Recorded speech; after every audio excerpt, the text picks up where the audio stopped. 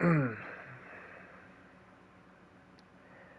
everybody, and welcome to the Stanley Parable. It's here. It's here and it's today. And we're doing it now, and I'm going to be streaming for a couple hours. I know from how early I did it, that a lot of people aren't going to join in the beginning.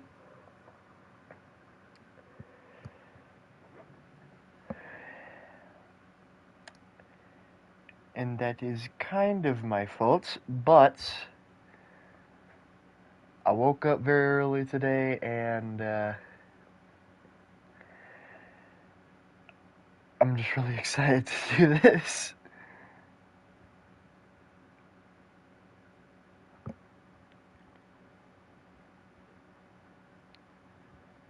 The message has been sent to people.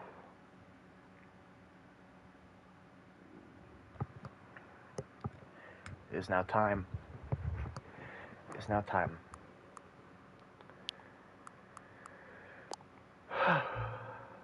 Have you played the Stanley Parable before? No. Please adjust the slider until the computer is barely visible.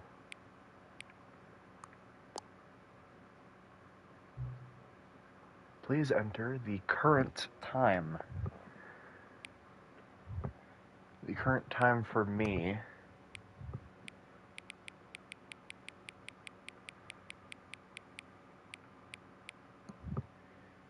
is 11:20. I'm waiting for the minute to change so I can get on the exact turn.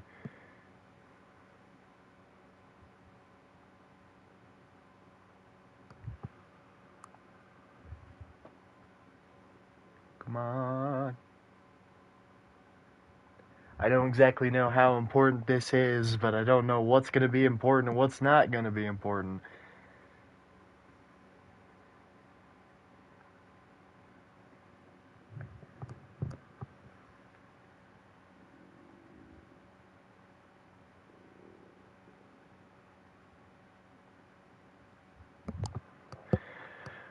Okay. Accessibility settings can be accessed from the main menu. Okay.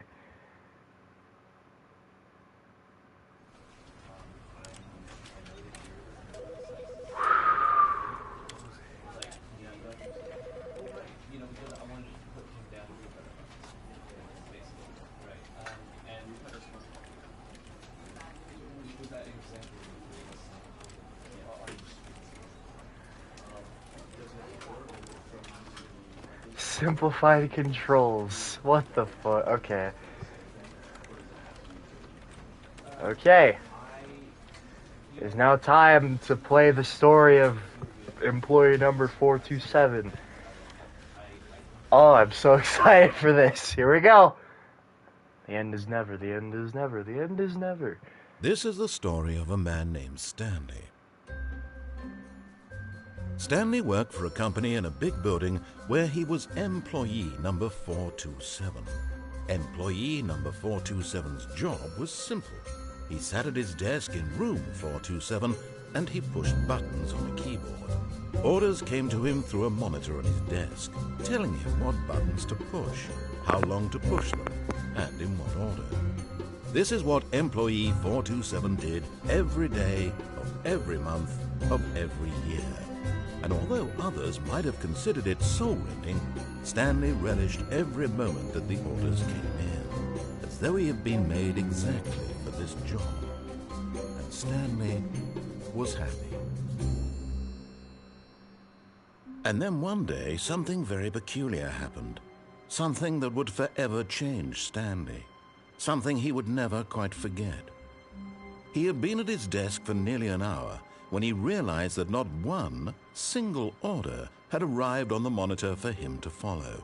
No one had showed up to give him instructions, call a meeting, or even say hi. Never in all his years at the company had this happened, this complete isolation. Something was very clearly wrong. Shocked, frozen solid, Stanley found himself unable to move for the longest time. But as he came to his wits and regained his senses, he got up from his desk and stepped out of his office. Here we are. And the journey All of his starts. co-workers were gone. What could it mean? Stanley decided to go to the meeting room. Perhaps he had simply missed a memo. Perhaps.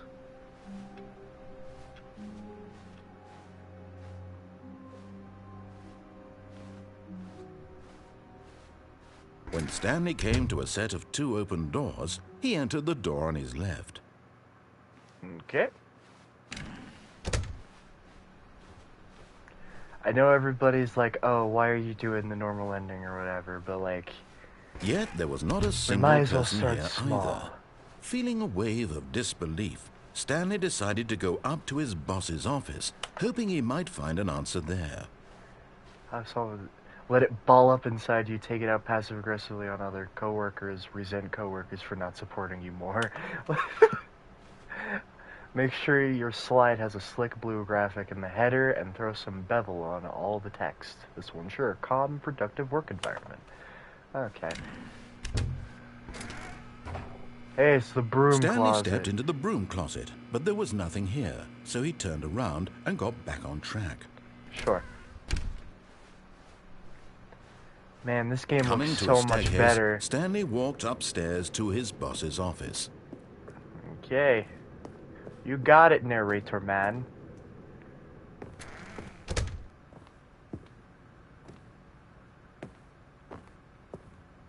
Stepping into his manager's office, Stanley was once again stunned to discover not an indication of any human life. Shocked, unraveled, Stanley wondered in disbelief who orchestrated this. What dark secret was being held from him? What he could not have known was that the keypad behind the boss's desk guarded the terrible truth that his boss had been keeping from him. And so the boss had assigned it an extra secret PIN number, 2845. But of course, Stanley couldn't possibly have known. Yet incredibly, by simply pushing random buttons on the keypad, Stanley happened to input the correct code by sheer luck. Amazing. He stepped into the newly opened passageway. This game looks amazing now. Holy shit.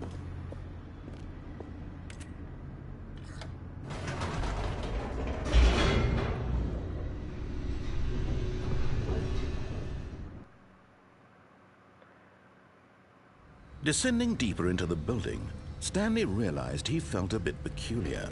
It was a stirring of emotion in his chest, as though he felt more free to think for himself, to question the nature of his job. Why did he feel this now, when for years it had never occurred to him? This question would not go unanswered for long.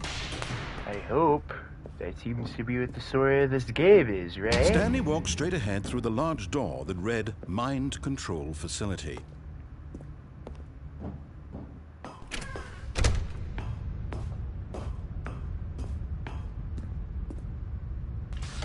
The lights rose on an enormous room packed with television screens.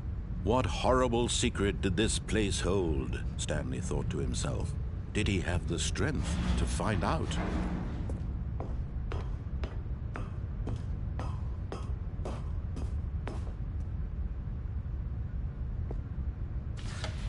Now the monitors jumped to life, their true nature revealed. Each bore the number of an employee in the building, Stanley's co-workers.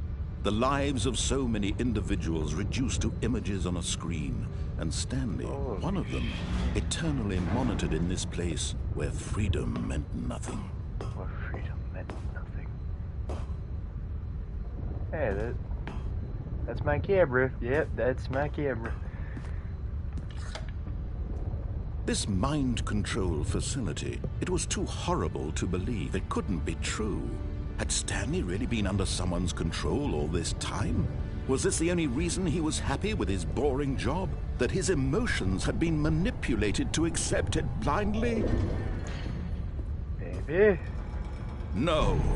He refused to believe it. He couldn't accept it. His own Okay. life in someone else's control? Never. It was unthinkable, wasn't it? Was it even possible? Had he truly spent his entire life utterly blind to the world? But here was the proof. The heart of the operation. Controls labeled with emotions. Happy, or sad, or content. Walking, eating, working. All of it monitored and commanded from this very place. And as the cold reality of his past began to sink in, Stanley decided that this machinery would never again exert its terrible power over another human life. For he would dismantle the controls once and for all.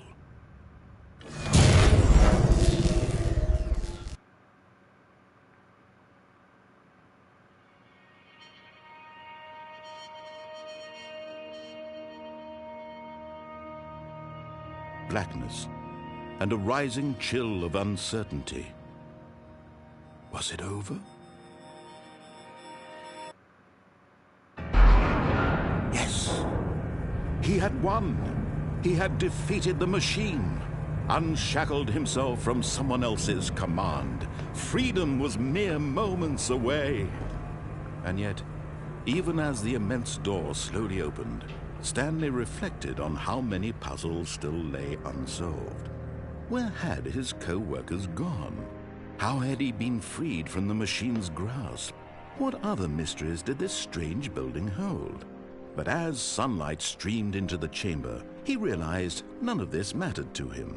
For it was not knowledge or even power that he had been seeking, but happiness. Perhaps his goal had not been to understand, but to let go. No longer would anyone tell him where to go, what to do, or how to feel. Whatever life he lives, it will be his. And that was all he needed to know. It was perhaps the only thing worth knowing. Stanley stepped through the open door. Okay. Stanley felt the cool breeze upon his skin, the feeling of liberation, the immense possibility of the new path before him. This was exactly the way, right now, that things were meant to happen. And Stanley was happy.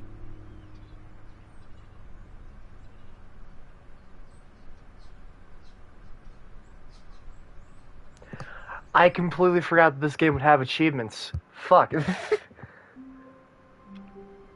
I got an achievement for getting my first trophy. Are you fucking kidding me? Okay. And now we're back. Okay. So now it's time to break the game. What could it mean? Stanley decided to go to the meeting room. Perhaps he had simply missed a memo.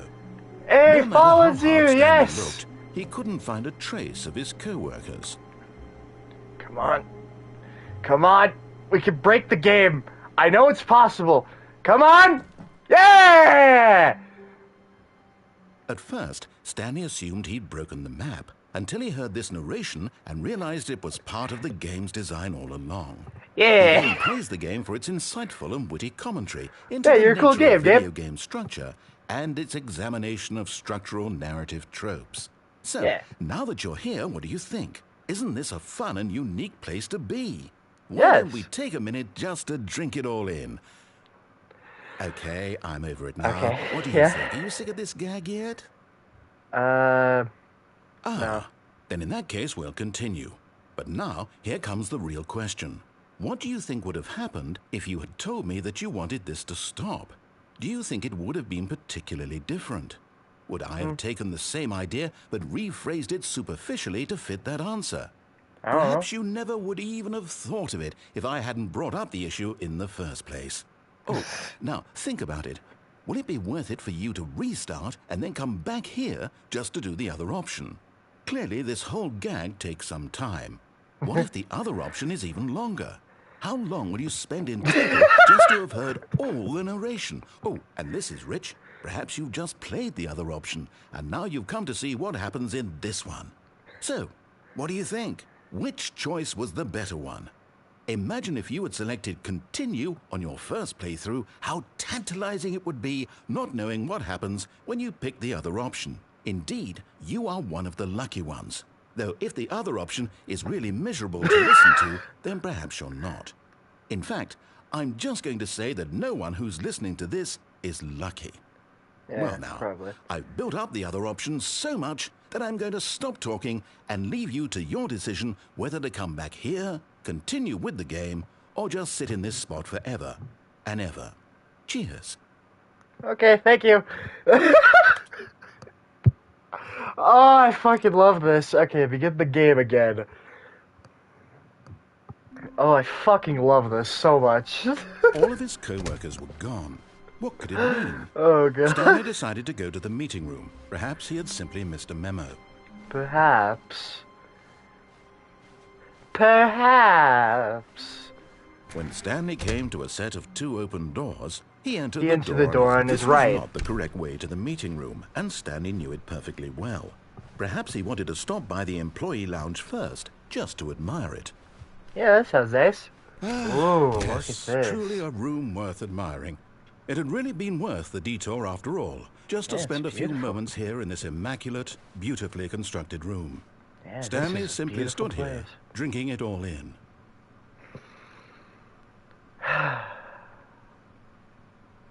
This is pretty nice, yeah. Yes, really, really worth it being here in the room. A room so utterly captivating that even though all your co-workers have mysteriously vanished, here you sit looking at these chairs and some paintings. Really worth it. It was really worth it. Leave me alone. It's beautiful.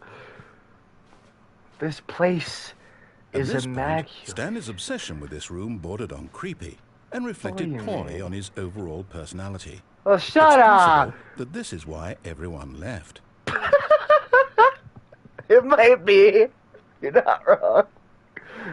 I have a very weird personality. Stanley sat around waiting for more dialogue. But when a long time had passed and there was no more, he decided that the game was trying to send him a message. But that was dialogue. So...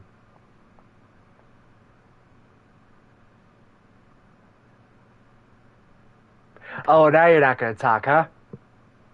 You piece of shit? Okay, fine, I'll move on. This is a nice room, though. Okay. But at last, he'd had enough of the amazing room and took the first open door on his left to get back to business. Nah. Stanley was so bad at following directions, it's incredible he wasn't fired years ago. Yeah, I know, right? Do not jump from the cargo lift while it's in motion. Will cause death. Penalty for misuse of cargo lift, $1,000. Penalty for jumping off the cargo lift, $5,000. Look, Stanley, I think perhaps we've gotten off on the wrong foot here. Maybe. I'm not your enemy, really, I'm not. I realize I don't think you're my enemy. Trust in someone else can be difficult, but the fact is that the story has been about Good nothing but you all this time. There's someone you've been neglecting, Stanley. Someone you've forgotten about. Oh, really? Please, stop trying to make every decision by yourself. Now, I'm not asking for me, I'm asking for her.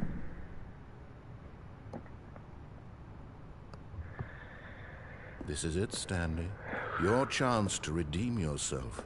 To put your work aside. To let her back into your life. Who's She's her? been waiting. Ooh. Whoa. That's her, Stanley. You need to be the one to do this. To reach out to her. If you can truly place your faith in another, then pick up the phone. Okay. I've done it. Oh, Stanley, is that you? Hold on, sweetie. Sorry to keep you waiting. I'm just pulling the bread out of the oven. All right. Okay, there we go. All right, now, I want you to come in and tell me all about your day. Gotcha. Fucking asshole. Did you actually think you had a loving wife? Yeah, a little bit. You. I'm trying to make a point here, Stanley. Oh. I'm trying to get you to see something. Come inside. Let me show you what's really going on here. I don't think I want to. Sorry, but you're in my story now. Ah! I don't like being a part of someone else's story. I like to make my own. But fine, I'll go in. This is a very sad story about the death of a man named Okay. Stanley. Really? Okay. Stanley is quite a boring fellow.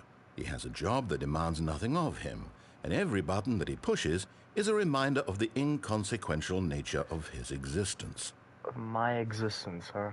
Look at him there, pushing buttons, doing exactly what he's told to do. Now it's he's kind pushing a button. Now he's eating lunch. Now he's going home. Now he's coming back to work. One might even feel sorry for him, except that he's chosen this life. But in his mind, He's such an asshole. In his mind, he can go on fantastic adventures. From behind his desk, Stanley dreamed of wild expeditions into the unknown, fantastic discoveries of new lands. It was wonderful. And each day that he returned to work was a reminder that none of it would ever happen to him. And so he began to fantasize about his own job. Fuck?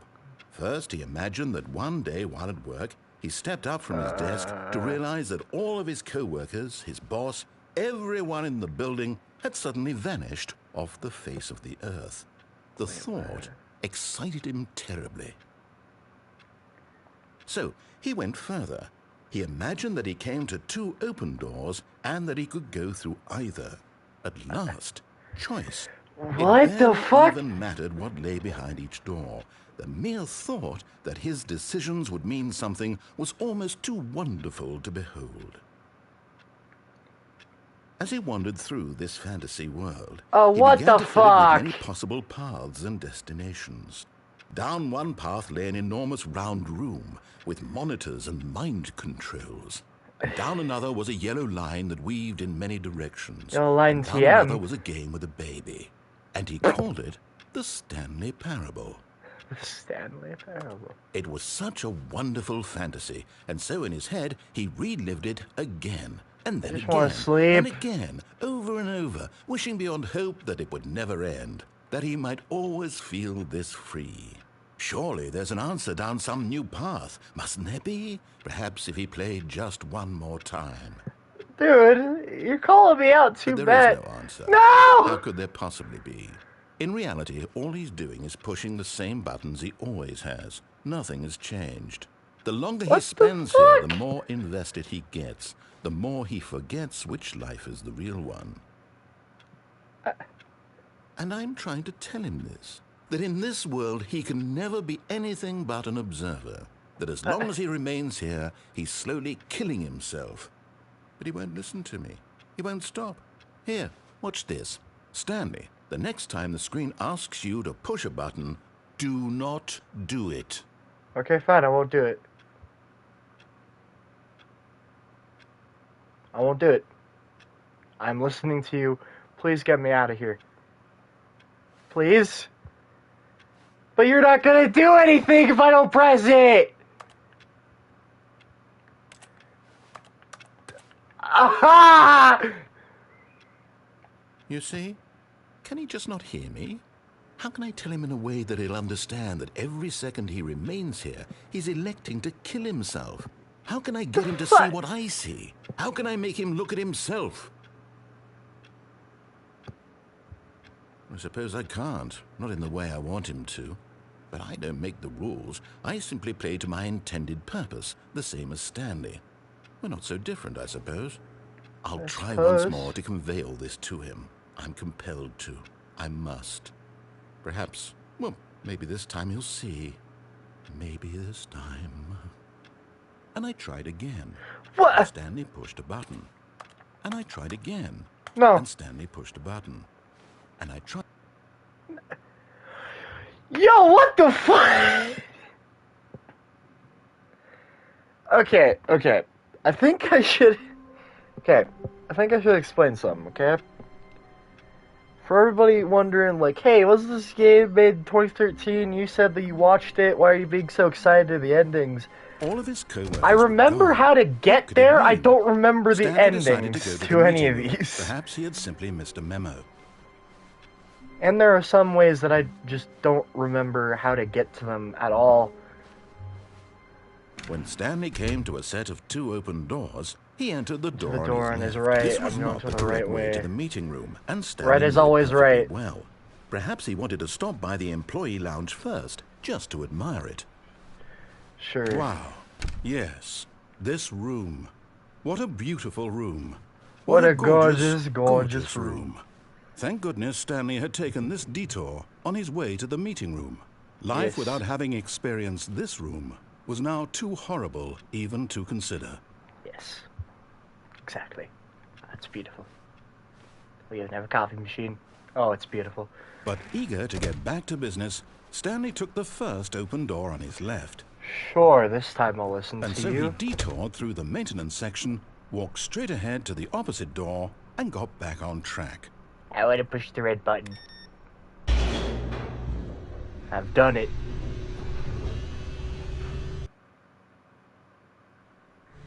But Stanley didn't want to go back to the office. He wanted to wander about and get even further off track. So now in Yes. order to get back, he needed to go, from here, it's, left. Okay. Oh, no, it's to the right, my mistake. Okay, yeah, I get it. No, not the right. Okay. Why would I have ever said it was to the right? What was I thinking? It's don't know. clearly... Oh dear, would you hold on for a minute, please? Sure. Now, let's see. We went down right, left, down, left, right. Yep, okay, yes. I've got it now. This Okay. story is absolutely, definitely this way. Okay. Wait a fucking minute. Where would that door go? You know what? I'm not gonna question it. No. Oh, no, shit. No. This isn't right at all. You're not supposed to be here yet. This is all a spoiler. Don't worry, Quick, I've already Stanley, seen close this. your eyes. No. Okay. We just have to get back to, who am I kidding? It's all rubbish now. The whole story Rubbish? completely unusable. That's not I'd true. Rather than waste my time trying to salvage this nonsense, we'll just restart the game from the beginning. No. And this time, suppose we don't wander so far off track, Okay, from the top. Okay, fine. Sure. Yeah, I see it. You know, I start over a All lot of his when I'm co-workers were confused. gone. What could it mean? Okay. Stanley decided to go to the meeting room. Perhaps he had simply missed a memo.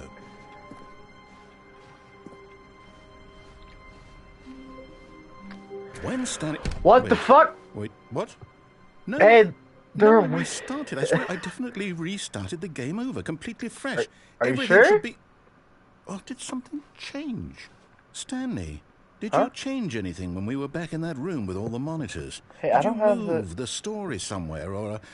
Hold I don't on. think I have that kind of I'm power. asking you. I'm the one who wrote the story. Yeah. It was right here just a minute ago. I know for sure that it's here somewhere. Okay. Then.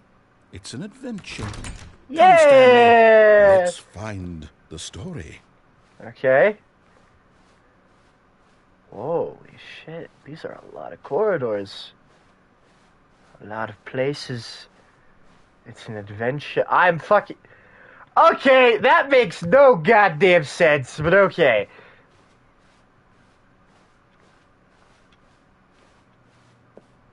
This is new. Okay, this is old. Just keep... How the I'll fuck? say it. This is the worst adventure I've ever been on. I can promise you. I mean- there definitely was a story here before. No, yeah, I Do know we that there was just- a Do we story. need to restart the game again? I don't Well, I want find to, it though. unlikely that we'll ever progress by starting over and over again, but it's got to be better than this. Okay, let's give it Maybe? a shot. Why not? Sure, yeah, okay. What the fuck? Okay.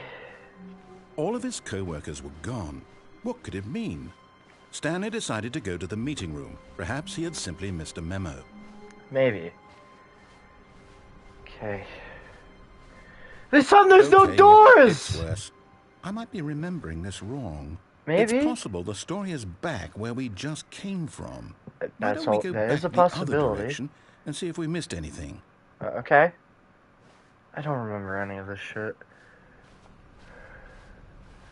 Okay, over here. Oh, my brain's starting to hurt. Aha! I Hey! knew we'd missed something. The story. Here it comes. Okay. No, This wait, doesn't make... never mind. Not the story. Okay, let's head back the other way and retrace our steps. Okay. What the Now fuck? Well, I'll be honest, I don't recognize this place at all. Neither Is do this I. a story? I don't think so. I don't think so. I can't quite recall, but I believe my story took place in an office building. Is that correct? Yeah. Do you remember, Stanley? Where'd the door go? Well, do you know what? Since I've completely forgotten what we were supposed to be doing, how about this? What? You win! Woo! Congratulations! I know you put in a lot of hard work, and it really paid off. So, good job. Thank you. Oh, no, I don't feel right about this at all. What do We you both mean? know you didn't put in any actual work for that win. Well, that ain't Some true. people win fair and square, and this was not one of those situations. I mean, yeah, I Okay? guess you're right. I'm getting weirded out by whatever this place is. So am I. I don't care what might happen this time. I have to restart. Okay. All right. Whoa. I've got a solution. This time, to make sure we don't get lost, I've employed the help of the Stanley Parable Adventure Line. TM, Just got follow it. the line. How simple is that? Got it. Sure, yeah. Okay.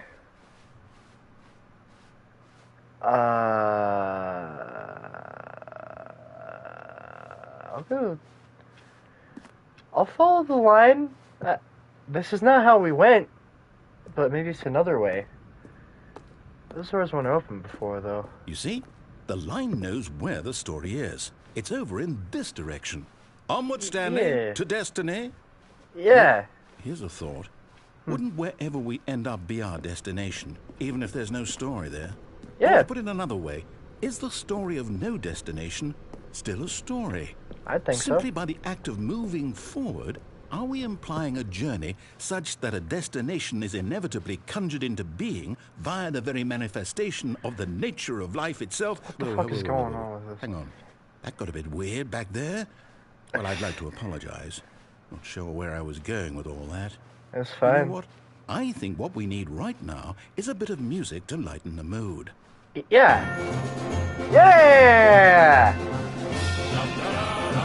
Da da da. Ba ba da da da da da. Ba ba da da da da. Ba ba da da da da. Ba ba da. What the fuck? Ba ba da da da. Ba ba da da da. Ba ba da da. Cut the music. Go back and look at that fern. Stanley, Okay. this fern will be very important later in the story. Will it? Make sure you study it closely and remember it carefully. You Okay. won't want to miss anything. Okay. Study the fern very, very carefully. Okay. Okay, I've made a mental picture. I've got it. I'm continuing now. Wait, what? We're back at the office? I guess? No. Line, you do know we're looking for the Stanley Parable, right? The story? Is any of this ringing a bell? Oh, God. No, not again. Line, how could you have done this to us? And Line. after we trusted you, after everything we've been through, you... Oh, I can't take this anymore. To hell with it. Restart. Oh, come on!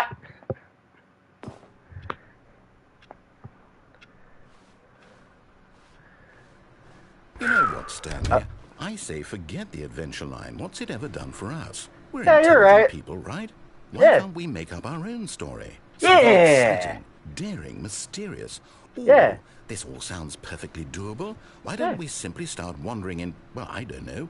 How about this direction? Oh, sure. Yeah. Now, yes, this is exciting. Just Yes. me and Stanley forging a new path, a new story. Well, it could be anything. What do Yeah. you want our story to be? Go wild. Use your imagination. Whatever it might be, Stanley, I'm ready for it. Okay. I really haven't No, had to... not oh. you again. Stanley, I'd also like to veto the line from having any role in our awesome new story. No Yeah. lines or monitor rooms. Just don't acknowledge it, and we should be fine. Yeah, don't acknowledge it. Okay, the line left the room. We're good. Okay. Is the line alive? A choice. We Oh, get to make a yes. decision. From here, the story is in our control. How important we mustn't squander the opportunity. In fact, I believe I need a minute to think here. Just walk in circles for a minute. Okay, so I know... I'm sorry, but can I, like, get my sensitivity up? Because that is very, very slow. That each door has to lead somewhere, which means that somewhere at the place where we're trying to go, there must be a reverse door that leads here. And that in turn means that our destination corresponds with the counter-inverted reverse door's origin. So starting from the right, let us ask, will taking the right door lead us to where we're going? And since the answer is clearly yes, then by all accounts, the door on the right is the correct one. Another victory for logic. Come, Stanley, our destiny awaits. Yeah, okay. What the fuck? Oh, hold up, what's this? The confusion ending. You're telling me that's what this is? It's all one giant ending? And we're supposed to restart the game, what, eight times? That's really how all this goes? It's all determined? So now, according to the schedule, I restart again. Then what? Am I just supposed to forget? Well, what if I don't want to forget? My mind goes blank simply because it's written here on this thing, wall. Well, who consulted me? Why don't I get to decide? Why don't I get a say in all of this? Is it really? No, it can't be. I don't want it to be. I don't want the game to keep restarting. I don't want to forget what's going on. I don't want to be trapped like this. I won't restart the game. I won't do it. I won't do it. I won't do it. Yeah, let's not do it. Let's go back. And the timer stopped? Oh, shit. Does that mean, did we do it? Did we break the cycle? Maybe? Whatever it is that made this schedule? Maybe. How would we even know? Will someone come for us? Will something happen? Maybe. So, okay. I guess now we just wait. You know, I suppose in some way that this is a kind of story. Wouldn't you agree? Yeah. I'm not quite sure if we're in the destination or the journey. Though they're I'd say we're always still in saying the that journey. life is about the journey and not the destination. So I hope that's where we are right now. We'll find out, won't we? Eventually. Yeah. Well, in the meantime, if you... Oh! What the fuck? How long was I sitting there? Stanley wondered to himself. Minutes? Days? Centuries? Did something crucial happen while my senses were turned? What? I made a note to be more careful with time from now on.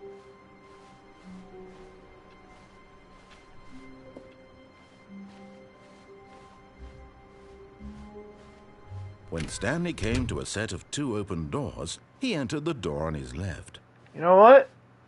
This was not the correct way to the meeting room, and Stanley knew it perfectly well. Game's gonna Perhaps keep he wanted to fucking with stop me? by the employee lounge first, just to admire it. The lounge was sublime, a work of art. What was it about this room that called so deeply and so personally to Stanley? Its grace, its subtle charm. Could be that. Stanley knew it was something deeper, something darker. Darker, huh? But eager to get back to business, Stanley took the first open door on his left. Nope. See, there's a little Stanley thing was over so bad here. at following directions, it's incredible There's he this wasn't little 5 years fucking ago. rail that I bet I could jump onto, so I'm going there. Look, Stanley, I think perhaps we've gotten off on the wrong No, you foot keep here. fucking with me. I'm not not listening your to you. enemy, really, Shut I'm up! not. I realize that investing your trust in someone else can be difficult. Shut up! But the fact is that the story has been about nothing but you. That's all not this true. time. There's someone you've been neglecting, Stanley. Shut someone the you've fuck forgotten. up. What? Really? I was in the middle of something. Do you have I don't zero care. consideration for others? Are you You that keep fucking convinced with that I me. want something bad to happen to you? Why, I don't know how to convince you of this, but I really do want to help you, to show you something beautiful. Yeah, sure Look, you do. Let me prove it. Let me prove that I'm on your side. Sure. Give me a Go ahead. chance. Now listen carefully, this is important. Okay. Stanley walked through the red door. Guess I'll be here. Hey, Vince is here. Hey, Vince. Okay, I don't want to go to your door. Go to the blue. Aha, perhaps you misunderstood. Stanley walked through the red door. I don't wanna. Fuck off. I still don't think we're communicating properly. Stanley walked through the red door. No. Hey, here's the blue door. All right, Fuck off. fine, go ahead, Stanley. You want to know so badly what's out there? You want to Yes. find out what lies at the end of this road you've chosen? Well, Yes. don't let me stop you. Yeah, please don't. You see?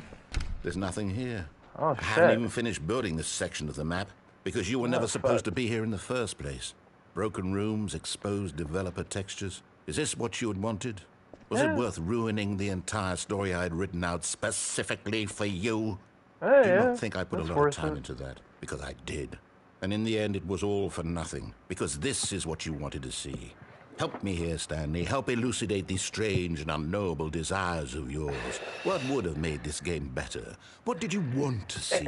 Vehicles? Dude, I just Skill wanted to trees? fight you 'cause you Work with keep me. fucking You with give me. Absolutely nothing so far. Tell you what, let me take a stab in the dark at a new design, and you can give me some feedback. Okay, sure. There we go. A third option.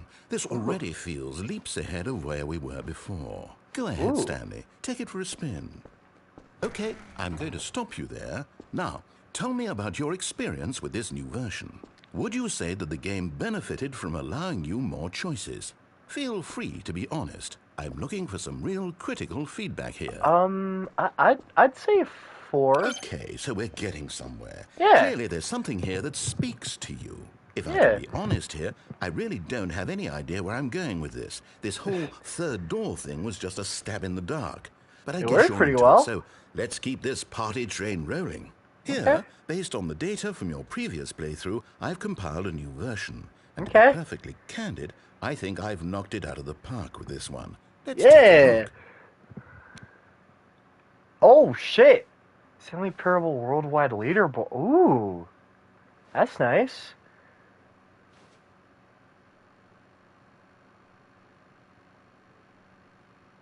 Wait, they completed that in 2 seconds. Oh, shit. That's a lot of places.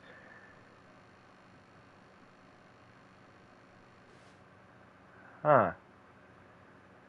You're objectively ranked 9,328th out of 9,328. Why not ask some friends for help? Error friends list empty. Oh, fuck off! I have friends! One of them joined me today. I have friends. Fuck you. Now, would you say that competitive leaderboard helped you feel motivated to keep walking through doors? Again, honest answers, please. I'm giving you 3 for that one, because you're Hey, I nearly mean. forgot. I've got a prototype of a new game I've been working on, and now Okay. would be a lovely opportunity to give it some play testing. You Okay. wouldn't mind taking a look at it, would you? Perfect. Yeah, I wouldn't Let me mind. boot it up. Yeah, there she is In right this now. game, Yeah. the What the baby crawls fuck? left towards danger. Okay, so You 2 click the friends. button to Yeah, move 2 him back friends to the here. right, and if he reaches the fire, you fail.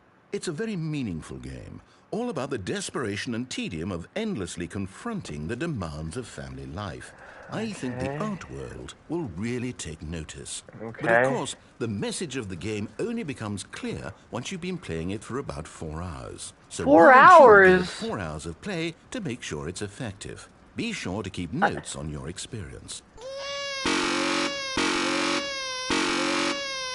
Burn the baby? You don't fuck. Yeah, I'm not sitting here for 4 hours. You heartless bastard. Oh, Did come you do it on! because you hate babies or purely to spite me? Kinda Because to it's the spite you, latter, I don't know actually. what to do. I'm completely out of ideas. I can't think of a single thing that might improve the experience for me. I'm not even going to try. I'm out. I'm out. I'm done. Okay, It's fine. over. Fine. Thank you Yeah. for playing. Your input was extremely valuable. Yeah. Oh, hey, since my game was so awful, why don't we play someone else's game? Just to ease the pain. Okay, sure. See. What do we have here? Fucking asshole. You fucking with Yes, me, expecting me to seems be here like for it'll 4 work. hours? Let's give it a shot. Kidding me?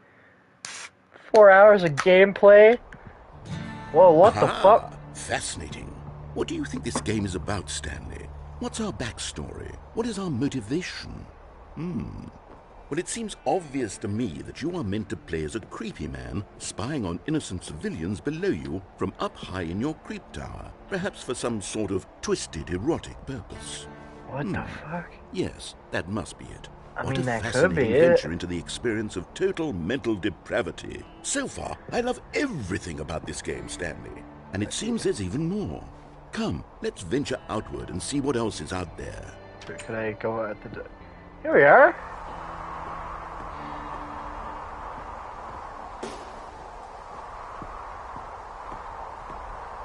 Oh. I went the wrong fucking direction, I see. See, I've heard about this game. It's a pretty nice game. Oh, no. No, it can't be. What? It is. It's an open world game. Good God, quickly block it off. What? What? Thank goodness, Stanley. What a close call. What? You really wandered off into that thing. That What? big open, just wandering around. No right or wrong directions. No path to follow. You can just go in any... Oh, thank heavens we avoided it. Bro. Out of the woods now, Stanley. Okay, I'm going to get us out of here. Let's find another game. Okay. Preferably something with walls. Something with nice, big, insurmountable walls. Okay. What's wrong with this game, man? I think this will be just the thing. Okay. Well, what the fuck? Wonderful. Is this See, Rocket this is exactly League? what I had in mind. Just a nice big box for you to run around in. There Yo, isn't what any the possibility that you could get lost here. Now this is game design. Stanley, if you manage to get lost in this game, I will be phenomenally impressed. Okay, so what exactly do we do here? Let's see. There are lots of cars here in the back, but obviously there's no racetrack. Okay, I'm seeing that there's a ball of some kind back here. Is this game sports ball? Stanley, I think it's sports ball. Oh, what Sports ball? fun. We shall run the bases and do a touchdown together. Yes. That's I not think how surely it we goes, I don't must. think, man. Okay, Stanley, here's the ball. Have fun. Oh, okay. Oh, you made me a little faster. That's nice.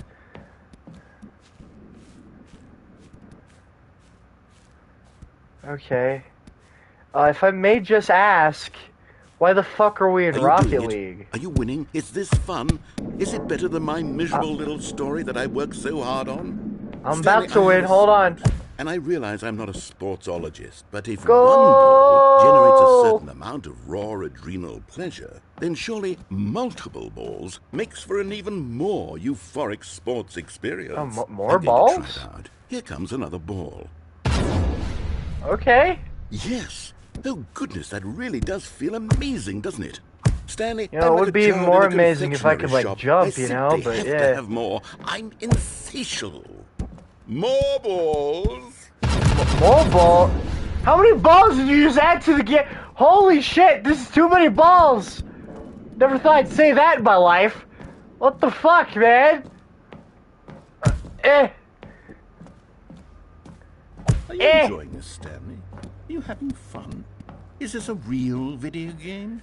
Well, I Sure, hope you're real. having a good time, because guess what? It's over. What? That's right. Your little fun comes to an end. This is What? my game, and what I say goes. You get to have fun when I let you, Stanley. Besides, you need someone like me to set boundaries for you. Fuck Without you and rules your or boundaries. Video games are nothing. Yes, that's what I am. I'm structure. I'm your sense of purpose. And since you decided you didn't want to play my game, now I don't want to play with you either. So, goodbye, Stanley. I'm leaving.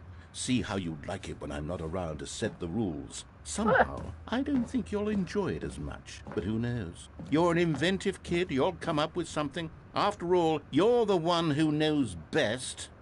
Take care, Stanley.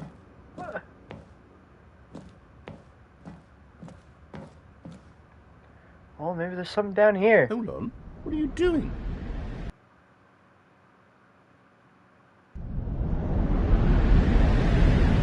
Oh, what the fuck? Stanley, don't do that. I can't follow you there. I can't help you.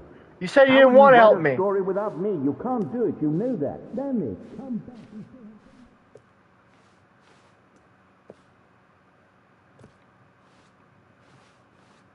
Huh. Woo!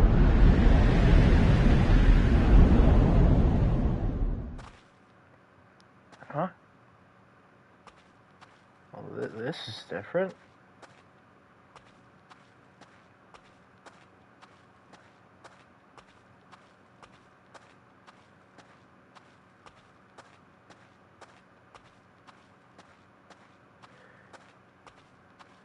Oh, if he said Gunter instead of Stanley, I would have been so confused.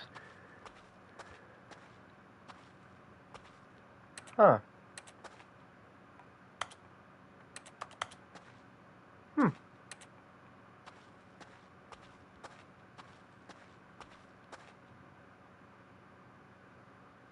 I wonder what he found. If what he wanted was to be the leading man in his own story, well, perhaps he's gotten it. Down in wherever he is right now. I wonder if he's happy with his choice, and if he's learned the heavy cost that comes with it. He'll understand soon what I was trying to tell him. He needs me. Someone who will wrap everything up at the end, to make sense out of the chaos and the fear and the confusion. That's who I am. That is what I mean to this world. Oh, yes. Yes, I'll be back. There's no other way. Once this ends, after it all comes to a close, then I'll be back. The end will be here soon. Are you William Afton? Very soon. I can wait. Okay. I can too. I understand. I was kind of being an asshole, but in all fairness, you were also being an asshole, so... Oh, we're back. Okay. I can't wait to tell this story to my co-workers, Stanley thought. How amusing they'll find it. Oh, won't we all just laugh and laugh at the time I thought everyone had gone missing. Cool. When Stanley came to a set of 2 open doors, he Yes, entered his the door door. on his This right. was not the correct way to the meeting room, and Stanley knew it perfectly well. Perhaps he wanted to stop by the employee lounge first, just to admire it. Standing now in this incredible room, Stanley for the first time understood How many true fucking happiness. lines are there for this Then the room, feeling man? went away, and he felt sad again. Then it came back, and lingered for a minute or two. Yay. Now it's only half there. Just a kind of, tingle. Okay. But eager to get back to business, Stanley took the first open door on his left. Nope. Nope. Stanley was so bad at following directions, it's incredible he wasn't fired years ago. Look, Stanley, There's another way I can fuck with you, and I know it. I'm not your enemy, really, I'm not. I realize that investing your trust in someone else can be difficult, but the fact is that the story has been about nothing but you all this time. Yeah, sure it There's has. someone you've been neglecting, Stanley. Someone you've forgotten about. Please, stop trying to make every decision by yourself. Now, I'm not asking for me, I'm asking for her. This is it, Stanley. Your chance to redeem yourself, to put your work aside, to let her back into your life. She's been waiting. There's something else I can do here. That's her, Stanley. Fuck you! Oh, no, you can't. Did you just unplug the phone? Yes! Now, that wasn't supposed to be a choice. How did you do that? You actually chose incorrectly? I didn't even know that was possible. Let me double check. What do you mean?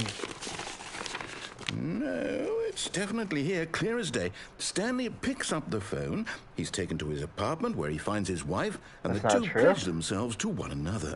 Music Not all comes true. in, fade to white, roll credits. It's not all what Picking up happens. the phone is actually somehow an incorrect course of action. How is that even Incorrect, huh? possible? None of these decisions were supposed to mean anything.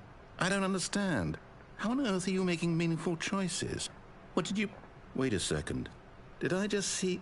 No, that's not possible. I can't believe it. What? How had I not noticed it sooner? You're not Stanley. You're a real person. Oh, shit. I can't believe I Fuck! was so mistaken. This You is why figured it you've been out, able yeah. to make correct and incorrect choices. And to think I've been letting you run around in this game for so long. If you'd made any more wrong choices, you might have negated it entirely. It's as though you completely ignored even the most basic safety protocol for real-world decision-making. Or did you not grasp the severity of the situation? Well, I won't have guess that kind of not. risk on my watch. I'm going to stop the game for a moment so we can Okay. educate you properly on safe decision-making in the real world. Please Okay. observe this helpful instructional video. Ooh, a video. Choice. It's Ooh. the best part of being a real person. But if used incorrectly, can also be the most dangerous. For example, in this scenario, a hypothetical real person named Rupert has a choice. He could invent a machine that eliminates food shortages across the world to make life better for all people. Or he could spend years of hard work forgetting how to read. Which choice would you make? Remember that unlike here, the real world makes sense, and at no time should you make a choice that does not conform to rational logic. If you find yourself speaking with a person who does not make sense, in all likelihood, that person is not real. Allow the person to finish their thought, then provide an excuse why you cannot continue talking. Turn to a partner and practice saying, "My goodness, is it 4:30? I'm supposed to be having a back sack and crack." My goodness, is it 4:30? I'm supposed to be having a back sack and Excellent. crack. Making choices on a regular basis is the best part to a healthy decision-making process. Most medical professionals recommend making at least 8 choices per day. Do you Yeah. make more than 8? Less? And finally, if you begin to wonder if your Okay. choices are actually meaningful and whether you'll ever make a significant contribution to the world, just remember that in the vast infiniteness of space, your thoughts and problems are materially insignificant, and Yeah. the feeling should subside. At this time, your instructor will guide you in an exercise to test and reinforce the material covered in this video. Okay. Ah, welcome back. Whoa, what the You may fuck? have noticed that this room has begun to deteriorate as a result of narrative contradiction. But not Okay. to worry. Now that you're properly informed on good decision-making, we're going to revisit a choice you made just a few minutes ago and see what the correct thing to do would have been. This way, Okay. please. I don't know if I want to be here anymore.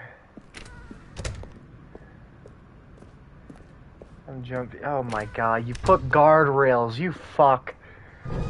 Now that we know your choices are meaningful, we can't have you jumping off the platform and dying.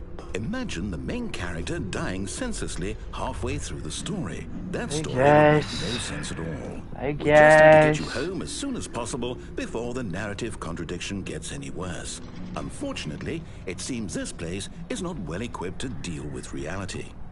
Yeah.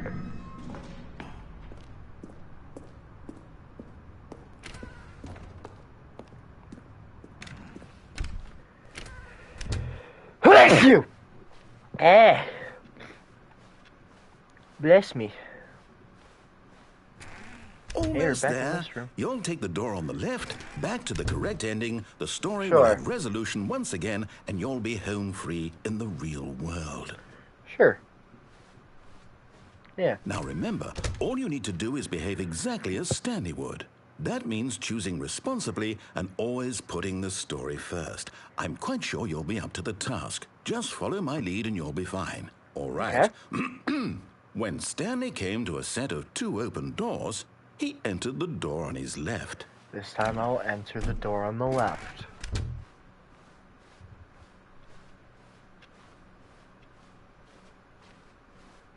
Yet there was not a single person here either. Feeling a wave of disbelief, Stanley decided to go up to his boss's office, hoping he might find an answer there. Coming to a staircase, Stanley walked upstairs to his boss's office.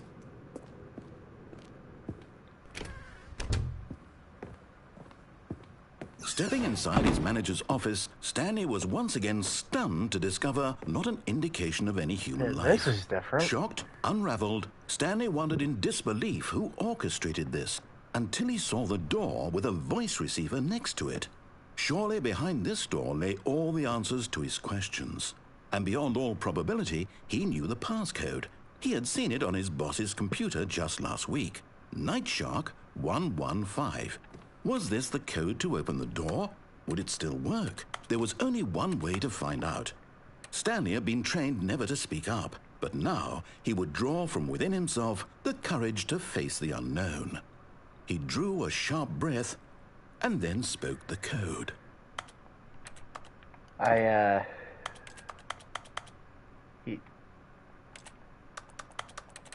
Clicking the button, it ain't doing anything, dude. Stanley spoke the code. Night Shark 115. Okay, He spoke it into the receiver, right there on the wall. Night Shark 115. See, it ain't gonna fucking work because you don't have fucking speak recognition, okay? I'm sorry, it ain't is there gonna a work. problem? Yeah, I You can't didn't fucking mishear talk. me, did you? No, it's not Please that. Speak the code into the receiver. Dude, Otherwise I can't we can't get on with the speak. story. This is a crucial step. I can't fucking speak. I'm telling you, you can't fucking hear me. Okay, fine. You're not going to do it. It's not- But you know what? It's pretty humiliating to bring you this far, only for you to suddenly decide you have better things to do. I asked you for this one single thing, for your respect.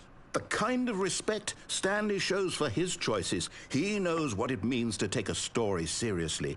If you didn't want to see what I had to show you, then why did you come I here? can't You had a speak! choice, you know. You could have gone through the door on the right. You could have done whatever the hell you wanted over there. Why did you come this way? I Speak. tried. Say something to me. Explain yourself, you coward. You... Don't call me a exactly as Stanley would. What? That means choosing responsibly and always putting the story first. I'm quite sure you'll be up to the task. Just follow my lead and you'll be fine. All right. When Stanley came to a set of 2 open doors, he entered the door on his left. I'm not doing it. Last time it didn't work out so Why did you well. do that? Quickly, hurry back in the other direction. Perhaps we're not too late. Okay. Okay, I guess I can't go there. Oh, it's ruined. Oh. I can't believe, after everything we talked about, that you... My story. You've destroyed my work. Why? Yo, what the For fuck? what? What did you get out of that? What did you think was so special about seeing the game undone, left here like so much garbage? It's worthless now. And what am I supposed to do? Even if there were a way to continue, would it be worth it? To know that my story is now incorrect? How can I go back to that? I can't erase that knowledge. I'll have to live with it forever, reliving its impossibility forever. No, you I forget couldn't a live that lot, way. bro. You're like Is a it better to shut the goldfish. game down entirely? To willingly destroy all of my work? I don't know. What's the answer? What do I do? What do I do? What do I... No, I have to. I have to shut the game down. I have to. No. I have to.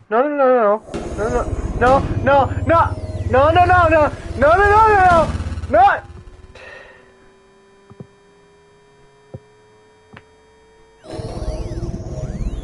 Whoa, what the fuck?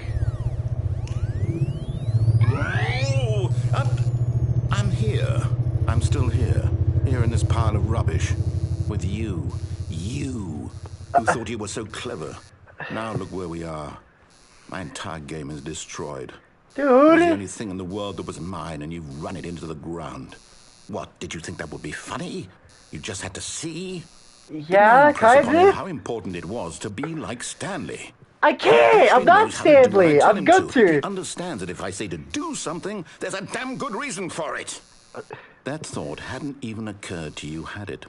That there's a world outside of you? Bro. You're a child. I went the other way and I couldn't continue. My story. If you'd just gone through the door on the left, you would have seen it. There was a whole underground facility. I couldn't get You would there. have destroyed it and been victorious. It would have been so perfect. I worked so hard on it. I tried so hard to make... When Stanley came to a set of 2 open doors, he entered the door on his left. Stanley? Hello? Are you... Is everything okay? Stanley, please. I need you to make a choice. I need you to walk through the door. Are you listening to me? Can you hear me? Is everything all right? Stanley, this is important. The story needs you. It needs you to make a decision. It cannot exist without you. Do you understand me?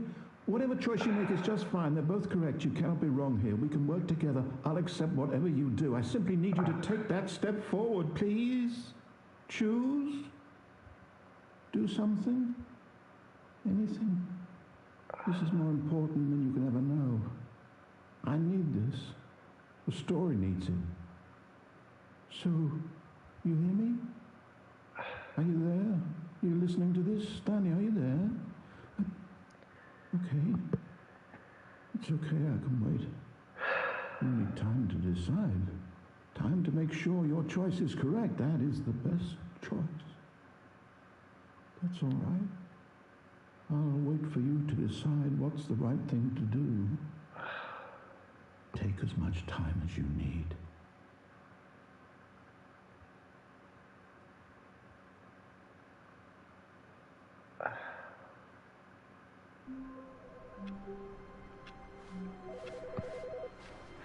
Wait a minute. Huh? Hi, Stanley. Just wanted to leave you a message to let you know there's a few things I need you to pick up on your way home from work today. We need milk, cereal, dish soap, spaghetti, get a thing of sugar, some bread, and coffee beans, whichever ones you like.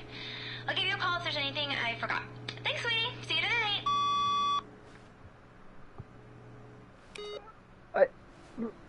My brain hurts.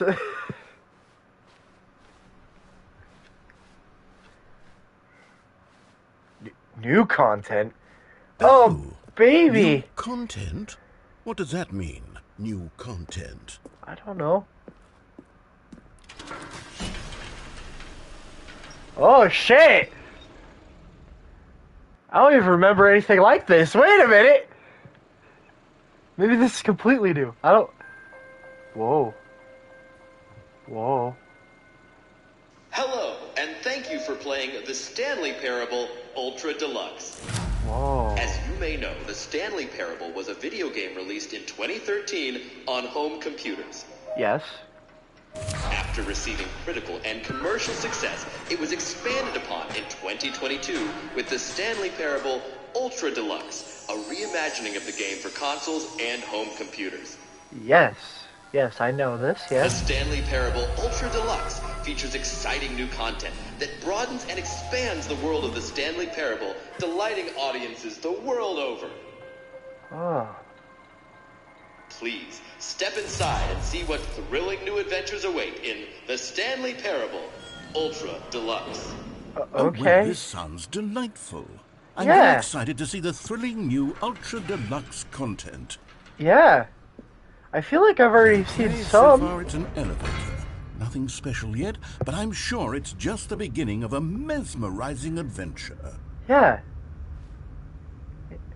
Is it gonna go? Is it broken?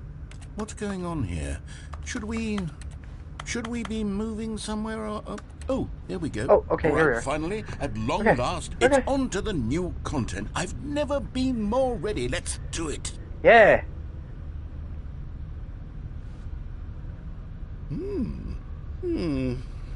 I have to say, initial impressions of Stanley Parable Ultra Deluxe, mostly tedious.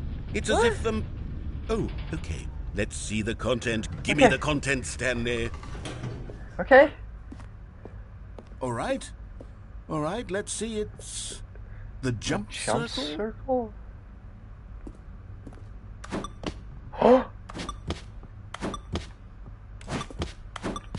I can jump! Holy shit! See, out here it's just buttons. And then I can jump! Out here I can't jump. I can jump in here. Hey!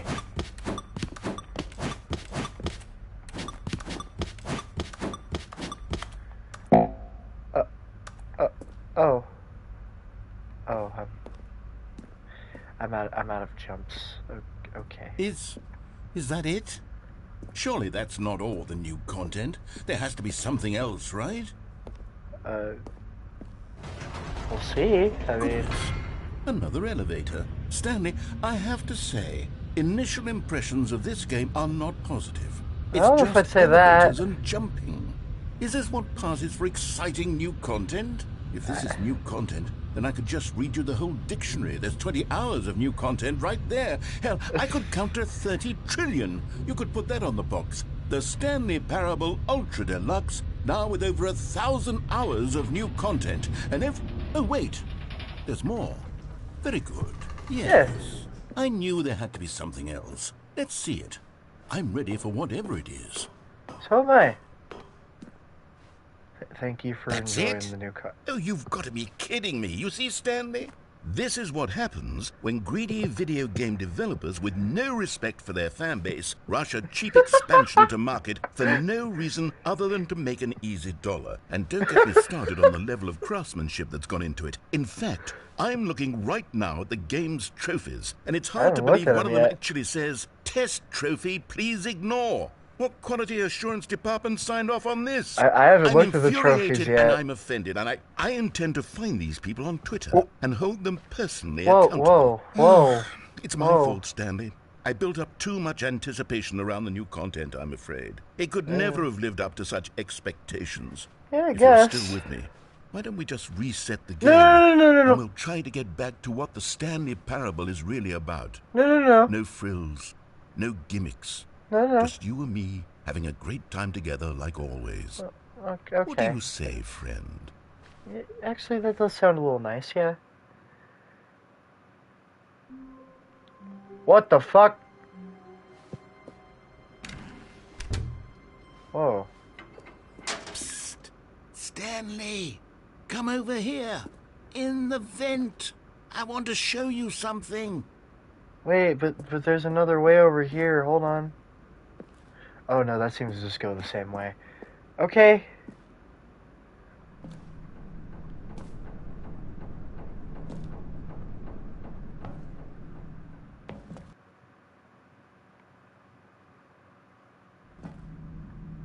Okay, you remember how cheap and unsatisfying the new Ultra Deluxe content turned out to be? Well, it got me thinking about the past and how much better the Stanley Parable used to be. So I made something special and tucked it away here where the game's developers won't find it. Just our little secret. Take a look.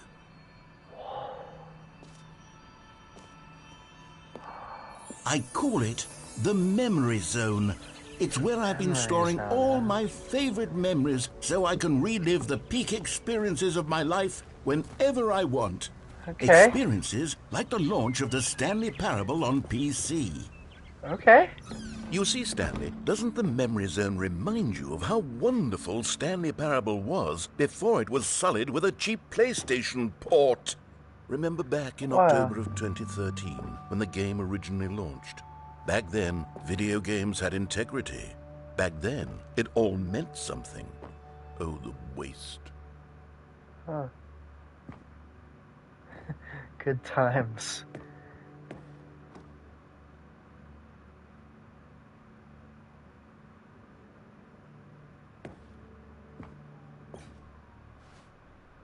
Trip down memory lane, huh?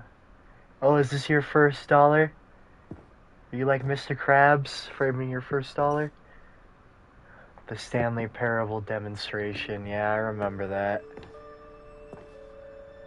Oh, wow. Yeah, you were nominees for a lot of things. Stanley Parable deals tough choices. I don't think that's true. I don't think you're actually in Los Angeles Times. I don't even know if that's a thing. Whoa. And over here is where I keep reviews of the Stanley Parable. Like this stunning triumph of games journalism, 10 out of 10 from Destructoid.com. James Stephanie Sterling writes, and I quote, "Where so many games that aspire to be more than games end up less than any form of art, Stanley Parable strives and then succeeds to be every game ever created." Did you hear that, Stanley? Every game ever created. That's how grand and all-encompassing the original Stanley Parable was. It was literally every game ever created. It was Skyrim, it was Persona 3, it was all of them, and now it's nothing. It's no games at all. It isn't even the Stanley Parable anymore. It's just a husk now, a lifeless husk. with an hour of new elevator content. Huh.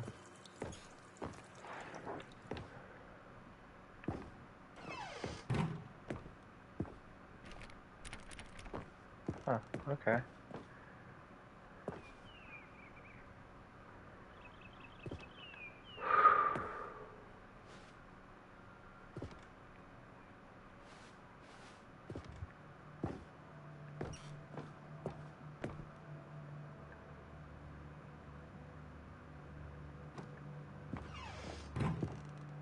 Here's another moving passage, this time from GameSpot.com. The Stanley Parable is both a richly stimulating commentary on the nature of choice in games and one that offers some of the most enjoyable, surprising, and rewarding choices I've ever been confronted with in a game. 9 out of 10. Don't you get it, Stanley? The game was perfect. It didn't need anything else. It didn't need new content. All they had to do was transport it in pristine condition along to the PlayStation. Boom, done.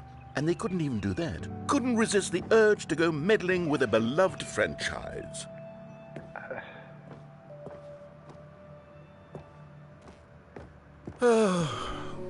These were simpler times, Stanley. What I wouldn't give to go back, to have it all over again. Wait, hang on. I don't recall this part of the memory zone before. What's this? What's down here? Still can't get a drink. Oh no, oh God, no, Stanley. It's a collection of reviews from Pressurized Gas, the extremely popular online storefront for computer games. I haven't looked at these in years. I can't even imagine what's been collecting down here. Surely these reviews were glowing as well, weren't they? Well, honestly, I could not be bothered to play this game to full completion. The narrator is obnoxious and unfunny, with his humor and dialogue proving to be more irritating than entertaining. Unfunny! I'm not trying to be funny. I'm trying to make a serious work of art. I suppose I could write up a handful of gags to insert into the Stanley Parable, but the game is already such a densely layered web of profound philosophical insights that I can't even imagine where I'd have the room to stick them.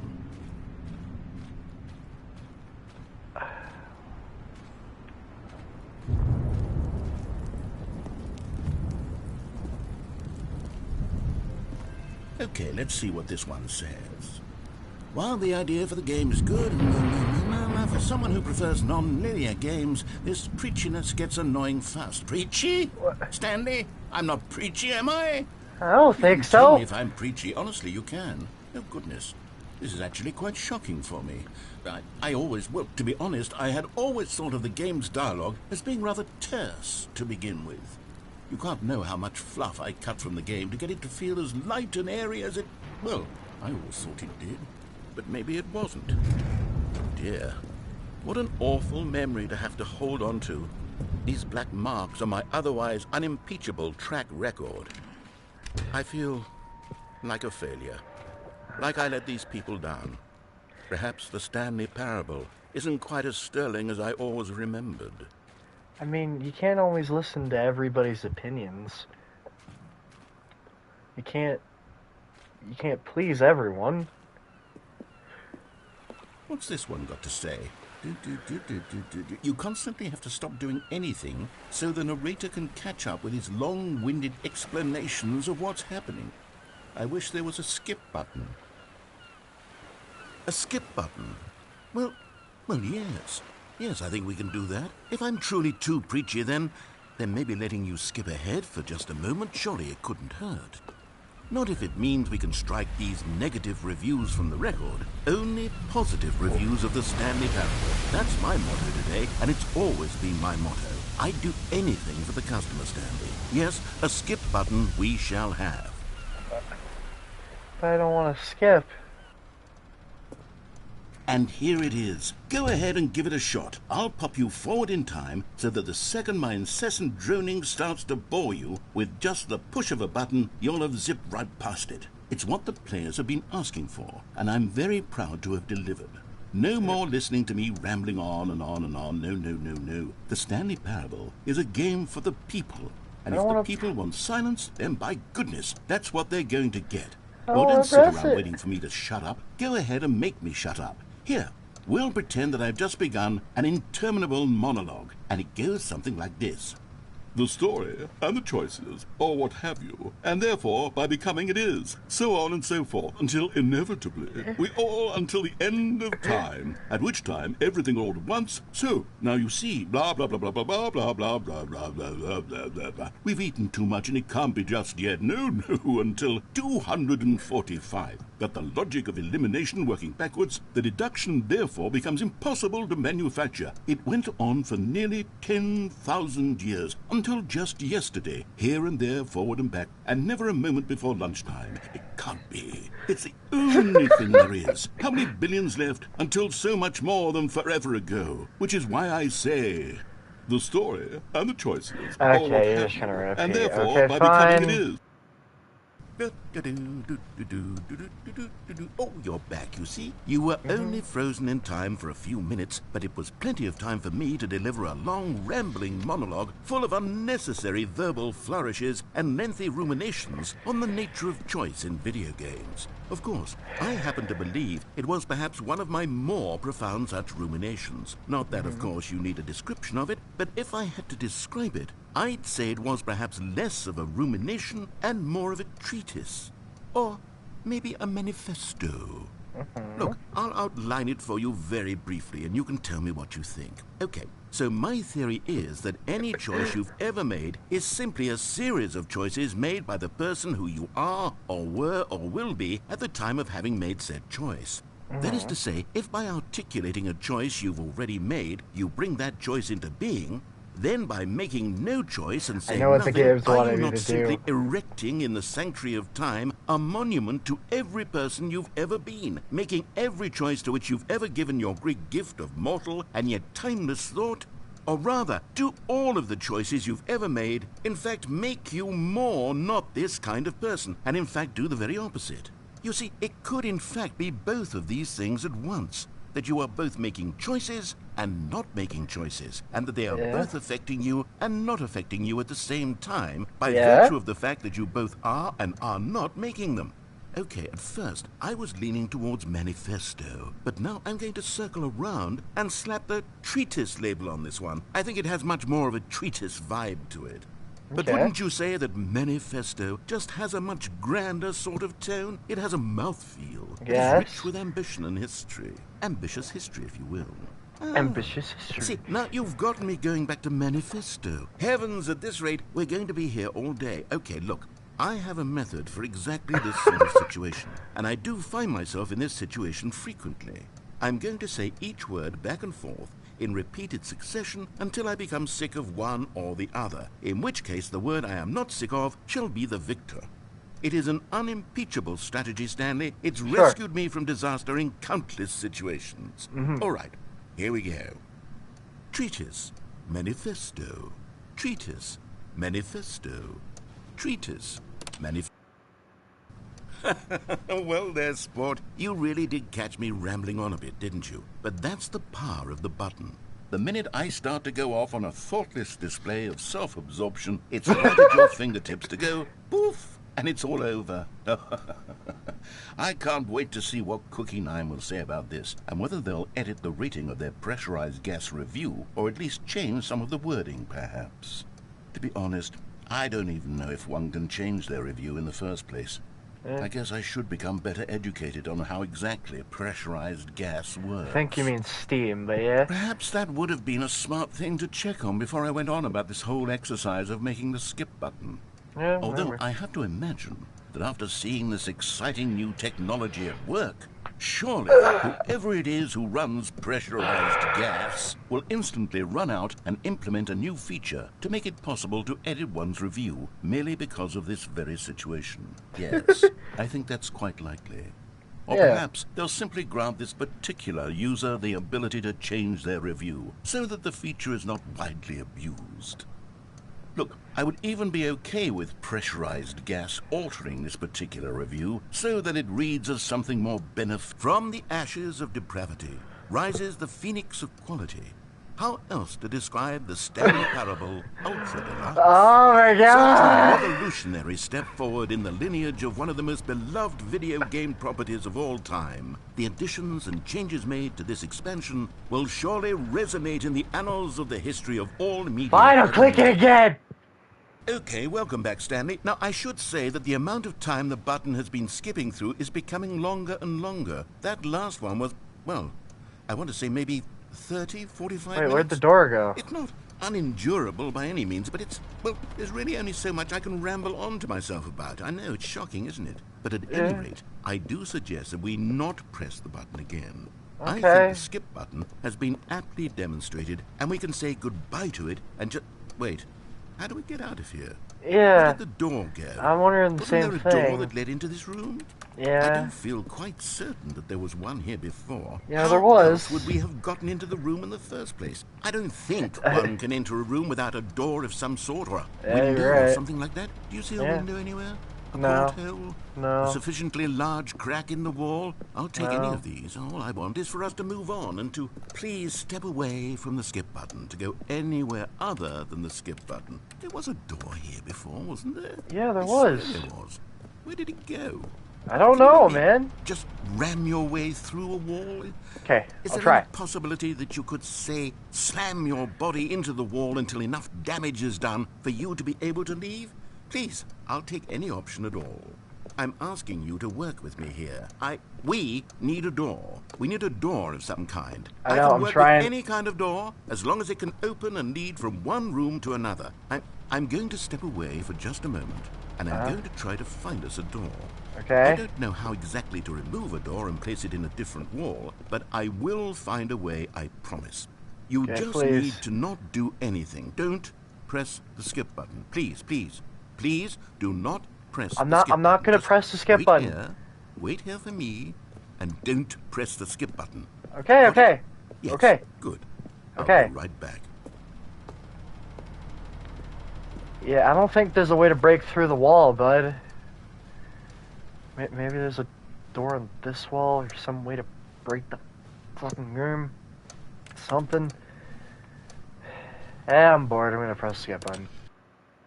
Stanley, please don't push the button again. It's been 12 hours. Then find a You've just been door! frozen there.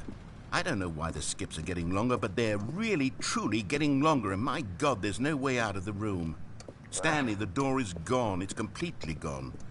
I've looked at it from every angle. I've checked every one of those walls 1,000 times. Yeah, And there's so have no I. door, Stanley. Not 1,000 There's no times, door. but yeah. There's just you and the button. I and know. If you keep pressing it, I have no idea what will happen. I have no idea how long I'll be made to sit here. And more than anything else, I don't know how to stop you from pressing the button again.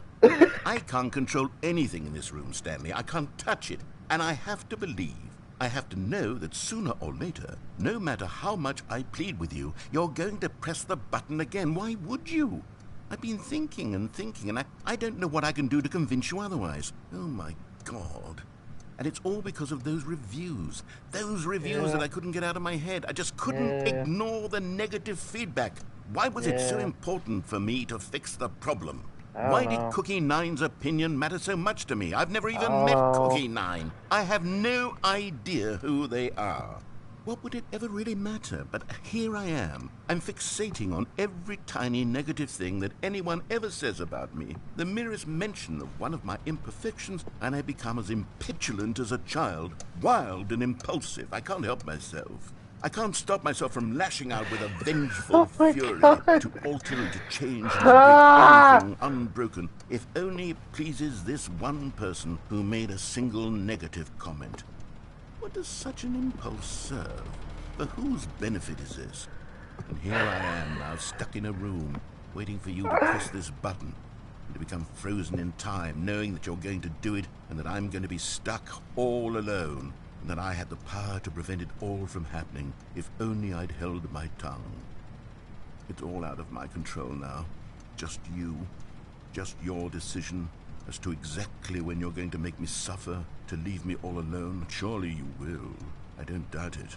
Surely you'll press that button again, leaving me here. And surely you'll put your own desire to see what's next ahead of my need for company, for companionship. Surely you'll not be moved by my howls of fitful anxiety that you sit with me and just stay here. Oh, no, I know you too well.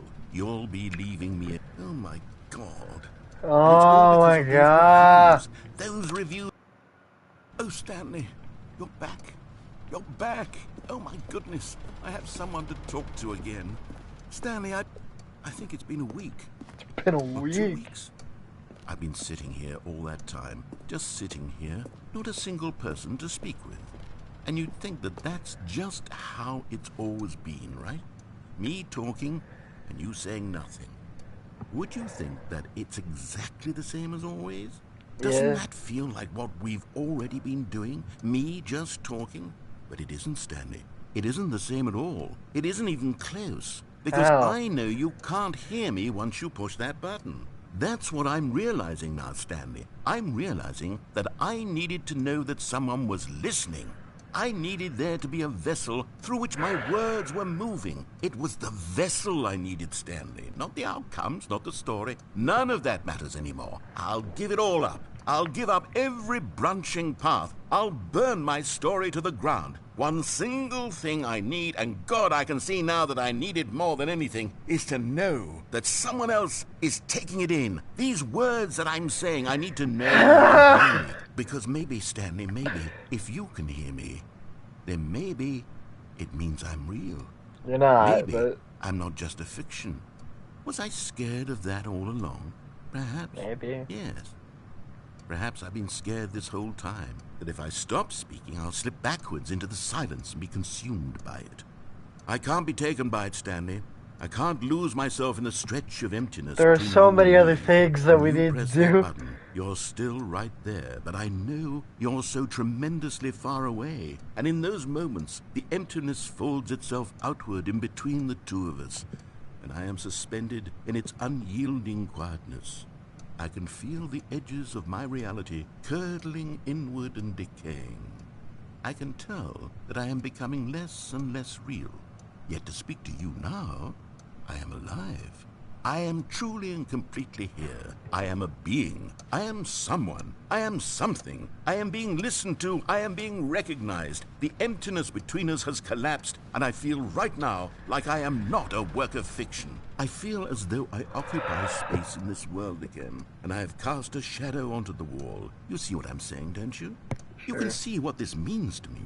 I'm so clear about it now, Stanley. I feel as certain about this as I've ever felt about anything at all. I feel renewed. I feel restored, and already I can sense the looming silence as you will press the button for the next time. What a terrible dread it strokes in my heart to think of it, to think of returning to such coldness. Come, let us sit in silence together here for just a moment. Let us anticipate it. Let us welcome it. Let us not run from it.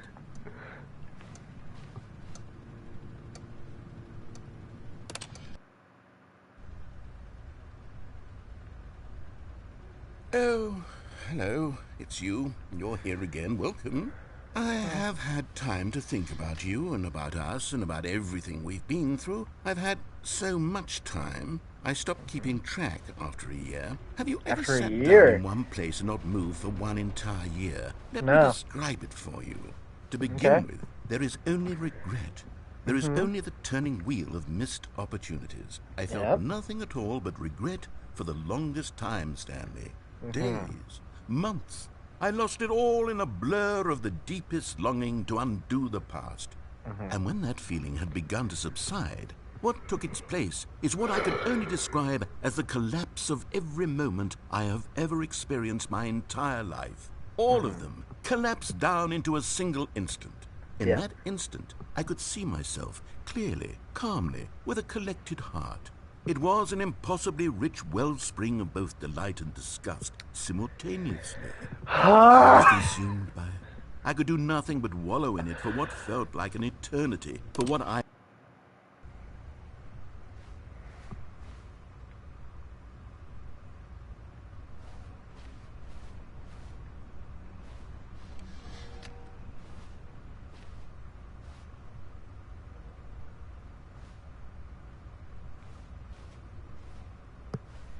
Okay, suddenly I wish I didn't skip. Narrator?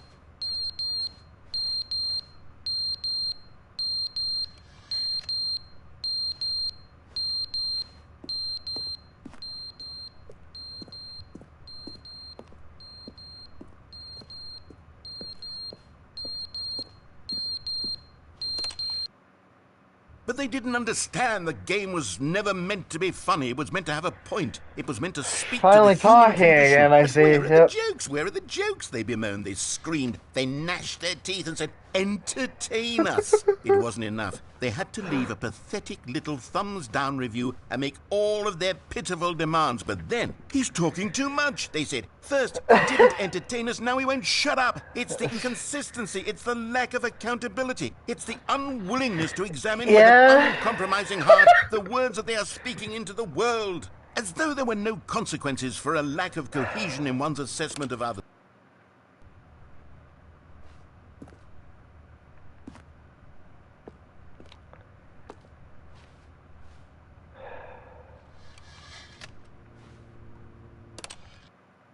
The end is never the end, is never the end, is never the end, is never the end, is never the end, is never the end, is never the end, is never the end, is never the end, is never the end, is never the end, is never the end, is never the end, is never the end, is never the end, is never the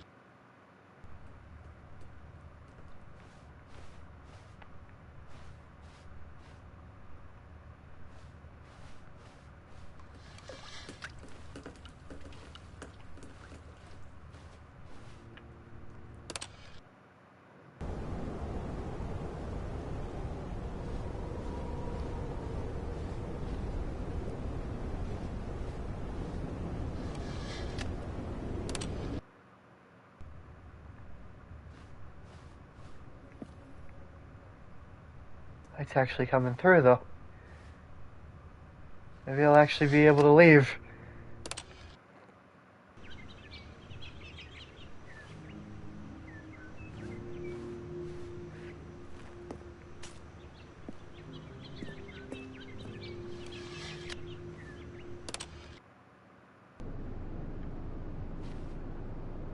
No, no, no, no, no.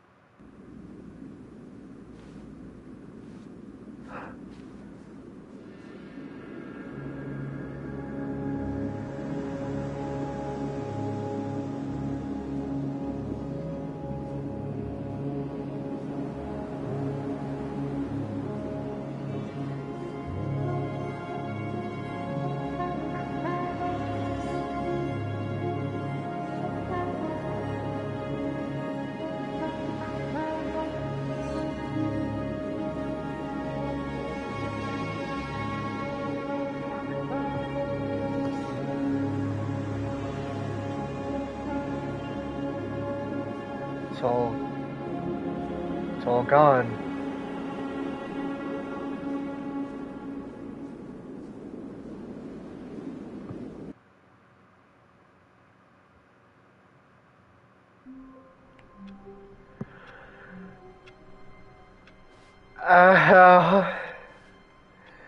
My brain. Someone was following Stanley. He was sure of it.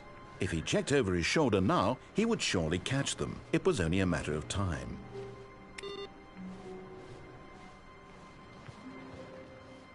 Sure, yeah.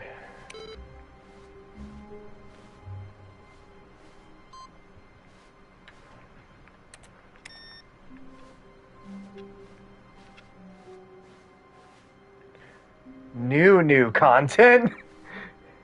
Okay. Good. You notice my sign. Yes, Yeah. I have something very exciting to show you. Okay.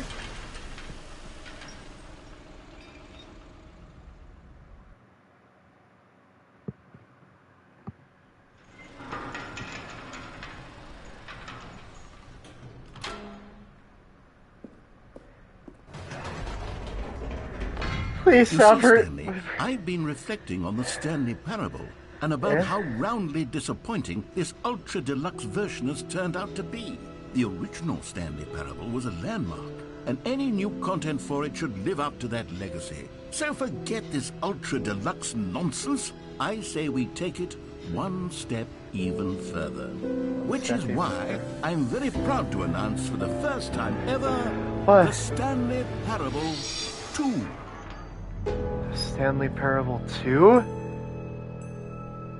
The end is Yes, never you the see, end again. Isn't this far superior to a measly port with a few minor additions? Think of all the new territory we'll cover with a fully fledged sequel. An entirely new experience, built from the ground up.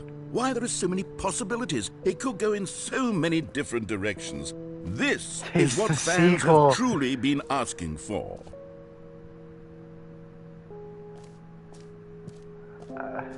Calling it the Stanley Parable 2 is just so much catchier than Ultra Deluxe, don't you think? Ultra Deluxe? What does it even mean? But the Stanley Parable 2, now that's an artistic statement right there. It's future-oriented. It screams progress and innovation and long-term franchising potential. Yeah.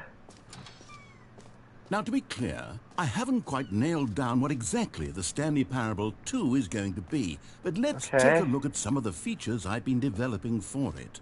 I figure that if I can loosely organize a handful of interesting concepts, that surely the game will sort of naturally spring up around them. It'll all work itself out. Game development is much more of a fuzzy magic than anything scientific or logical, really.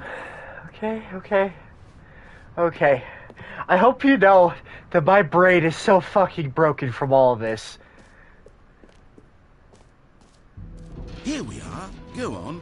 Try out some of the new features. Merch?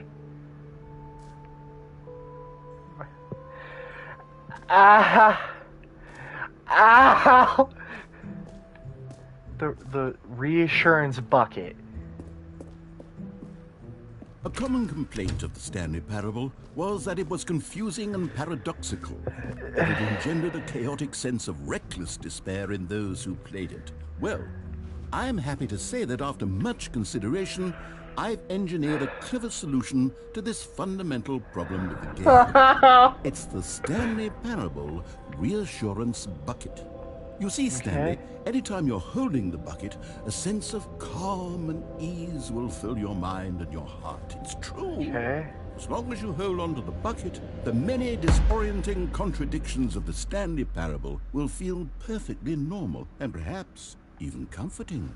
You may even come to long for the gentle embrace of jarring cognitive dissonance while the bucket is in your arms. I would love to hold it. It's a much more convenient solution for me than actually redesigning the game to be less uncomfortable. Can you imagine what a pain in the ass that would be? Yes, the bucket is the perfect solution. Come on, give it a try. Yeah, let me give it a try. Can you feel it? The glow of comfort, even in the face of crushing despair, must already be sweeping through your body. And in fact, can I say that I do believe the bucket lends you an air of charisma as well? I think that just holding it has made you the slightest bit more attractive as a person. Cool! The benefits of the bucket seem to go on, don't they? All this and more await you in the Stanley Parable 2. Cool. Are they actually working on a sequel, or is this just a joke? Wait, I can fucking crouch. What the fuck? Does anyone give out awards for most enjoyable bucket in a video game? That really should be an award if it isn't already.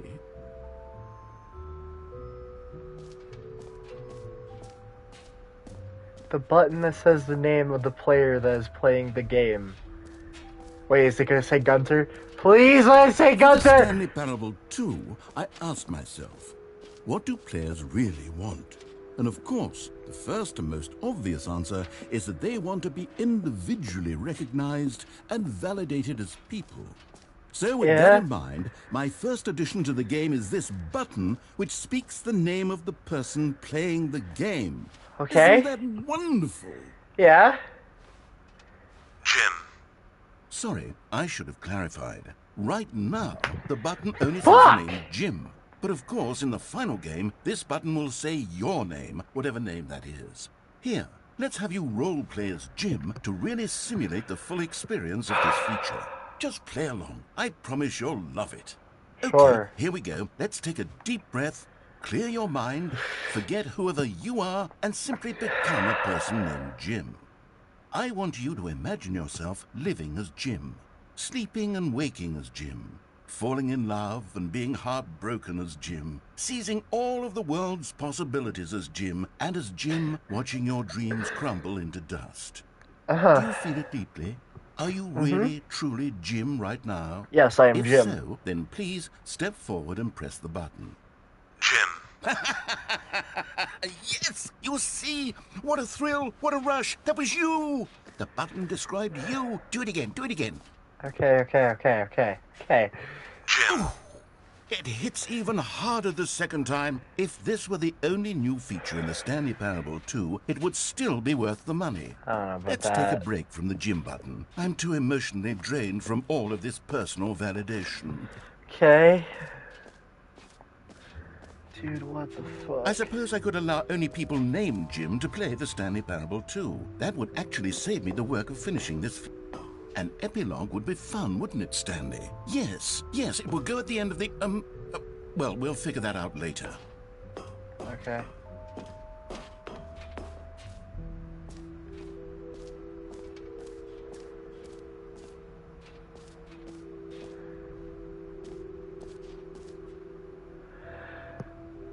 Ah!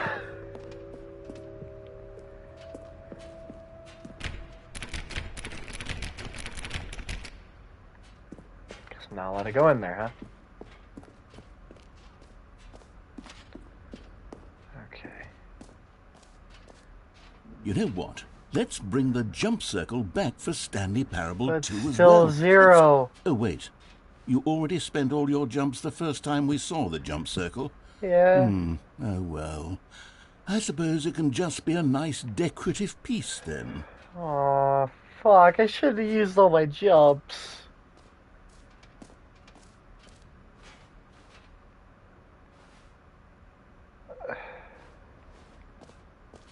Collectibles.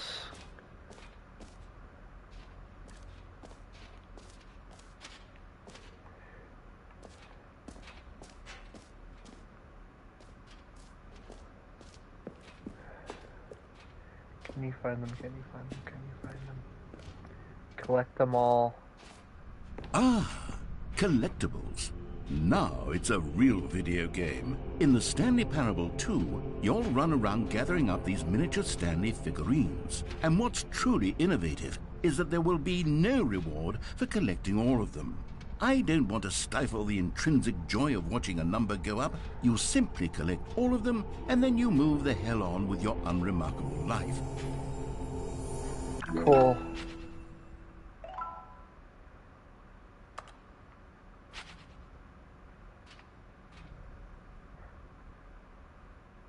Okay. God, it really is the worst when you collect everything in a video game and then they give you a big fancy reward for it. Absolutely tragic. What? Free trophy. Is that Stanley? Okay, free easy trophy. Pull the lever, receive your new trophy. No more steps, it just Now, works. here's something special. You remember that broken test trophy that got left in the game on accident? Well, Yeah. I'm developing a technology to simply give you the trophy. Yes. You see, you'll come to this lever, and when you pull it, Okay. the trophy will be given to you. It's as Okay. simple as that. Okay. Okay, perhaps I should have clarified. This is technology that will exist. But- Right now, the trophy is still fully broken. I'm not a But- wizard, Stanley, but I guarantee it will be fixed in the sequel to But- at last satisfy the hordes of ravenous fans all over the world who have been uproariously demanding this feature. Gamers, we hear you, and I promise it will happen. Come on!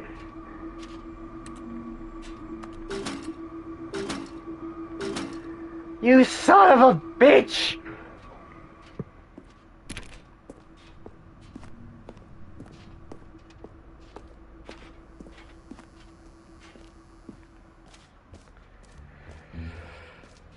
What else? What other exhibits haven't we seen yet? The infinity hole. That's new. Okay, I'll be honest, I haven't yet decided on this one. I think that in the new version, the office could use a bit of decoration, like balloons. But I'm undecided on Get Well Someday and Happy 12th Birthday. Which would you go with? I'd go with this one. You know, sometimes when you solicit another person's opinion, it makes you realize that you knew which one you actually really wanted all along. Get Well Someday it is.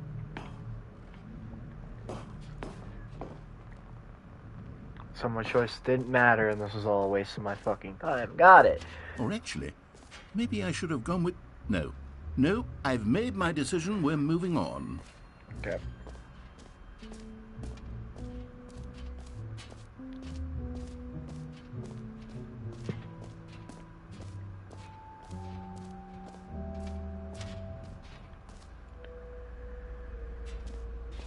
Okay.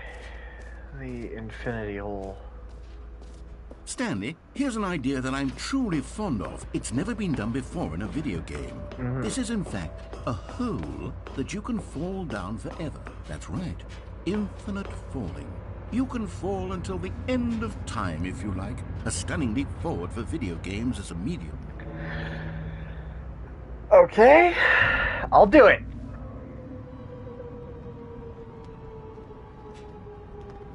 You see, isn't it wonderful?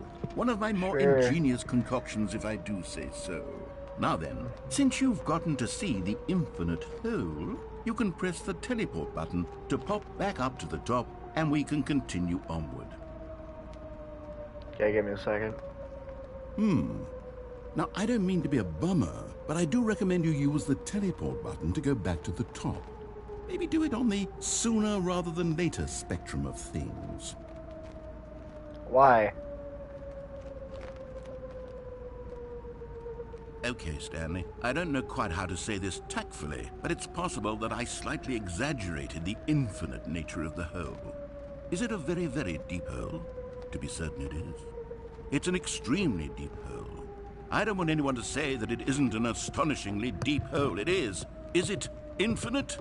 Well, that sort of depends on your definition of infinity. From one perspective, the infinite is merely philosophical in nature. It's more of a... Okay, well, good for you. You found the bottom of the hole. You found me out, Stanley. I'm a liar and a cheat, and you're so clever. Look, I think the issue here is just that you're unusually fascinated by falling. What normal person actually wants to fall infinitely? I think the hole was as deep as anyone would actually need. Don't you put this on me. Maybe you're the problem. Okay. Look, things got a little heated there. I think Okay. we both said some things we didn't mean. Why don't we just put all this behind us and agree to just call the hole mostly infinite? If that works for Okay. you, then go ahead and press the teleport button to warp up to the top of the hole and we can move on. I'll just be up here when you're ready. Okay. Great. Now, I'm very excited to show you even more of my ideas for the sequel. Cool. Hey, is there any way to get rid of this fucking bucket? Or, is that part of your, infinite knowledge?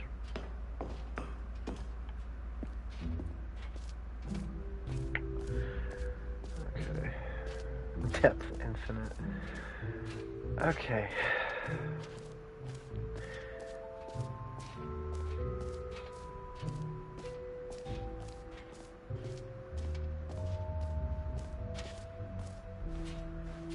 I'd say it's time to go to the exit.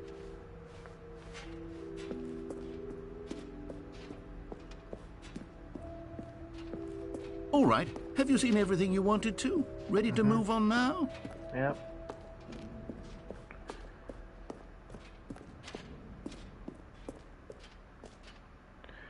No screenshots, huh? So, Stanley, what do you think? Do you like all of the new features? Yes, Yeah, I know sure. it's not exactly clear yet how exactly these features will come together as one single coherent video game, but I can feel it in my soul. It's going to work. There's Sure. definitely a good game in there somewhere. Say, let's do an experiment. I'll arrange these new features together, and we'll see whether or not it coheres into a meaningful gameplay experience. Okay. Okay. Are you ready? Yeah, Here sure. it is. I give you the Stanley Parable 2.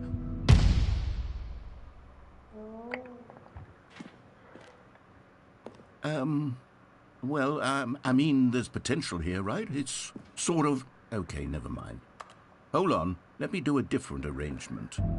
Different. Okay, yes, this is much better. I feel good about this. Here we go. Version 2. Who am I kidding, Stanley? This isn't a coherent video game at all. It's a lot of gags. And I do very much enjoy creating gags, but they don't add up to anything. Yeah. I wanted more than anything to create a sequel that would capture all the magic of the first game. I wanted fans to love it. No matter how good these gags are, they won't stand on their own. They would need the structure and the gameplay of the original. Wait, maybe that's it. I can take the original Stanley Parable and simply, well, insert a few of my new features into it. Tastefully, of course. With respect. With care for the vision and integrity of the original game. But that's what you did. Possibly work? You've already done it. But it would need a really, really tremendous title screen. A title screen that says with bold and uncompromising conviction, "This is the Stanley Parable 2. Let me see if I can whip something up. Okay. All right, perfect. Go ahead. Take a look.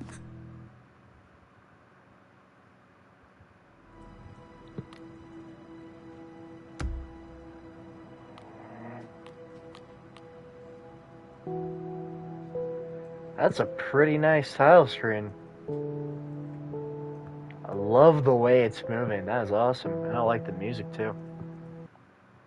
Let's begin the game. This is the story of a man named Stanley. Stanley worked for a company in a big building where he was employee number 427. Employee number 427's job was simple. He sat at his desk in room 427 and he pushed buttons on a keyboard.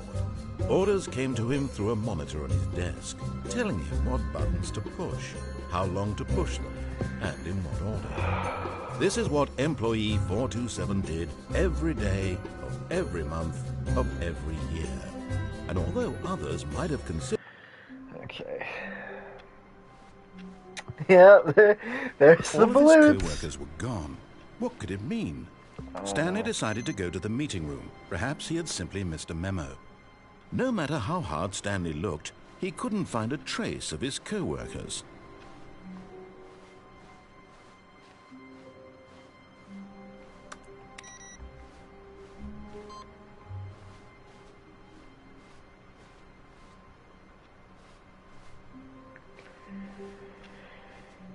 Stanley felt the bucket calling to him, begging him to pick it up. Why was he not doing it? Where's the bucket?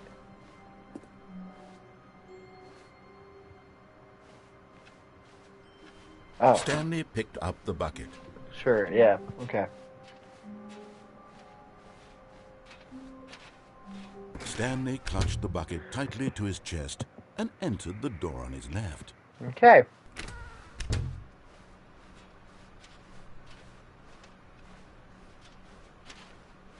Still no one was here. Stanley needed the bucket's warmth and comfort now more than ever. Perhaps his boss's office was where he'd find answers. Coming to a staircase, Stanley and the bucket walked upstairs to the boss's office.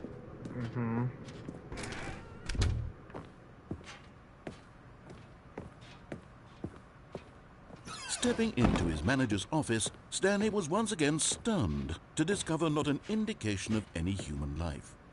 Crushed by the weight of this revelation, Stanley may have broken down into an emotional dumpster fire, if not for the soothing presence of the bucket. Oh my Even god. now, in his darkest of hours, did the bucket's warmth and guiding light pierce the dark clouds of confusion and chaos. It would be with him always. Cool. The bucket would. And he knew it. The two of them were inseparable. Oh my god! At this point, Stanley was so absorbed in the tender spiritual connection he shared with the bucket that he didn't notice the keypad behind the boss's desk. Nor in his bliss of simply being near the bucket did he have any notion that the PIN number for the keypad was 2845. But Stanley guessed the correct code by sheer luck. Was it that the bucket knew all along?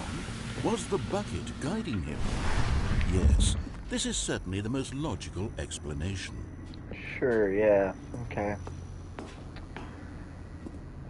The fucking bucket is the reason that I am okay, right? You found one of them. One of the miniature Stanley figurines. Oh my Remember, God. no reward for collecting all of these, only the intrinsic pleasure of a job well done. You can't buy that sort of happiness, Stanley. God knows I've tried. So, I implore you to savor each and every moment you come across one of these beautiful figurines.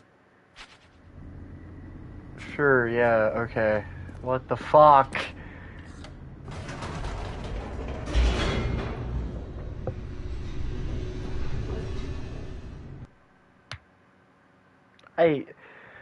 The elevator I raced love down, this and hate it at the plummeting same towards an time. unknown I am fate. so confused. It would be all Stanley could do to keep himself together. If it were not for the bucket. Yeah, okay, Soothing we him, get it. The bucket's comforting him, awesome. reassuring that in this darkest moment Yeah. of uncertainty, he would be all right. Okay. The bucket is here for you, Stanley. Everything will be Yeah, fine. okay. Stanley and the bucket walked straight ahead through the large door that read, Mind Control Facility. Do I have to go through the whole game again? I so want to go through the escape, but I don't want to miss this if there's something new. The lights rose on an enormous room packed with television screens.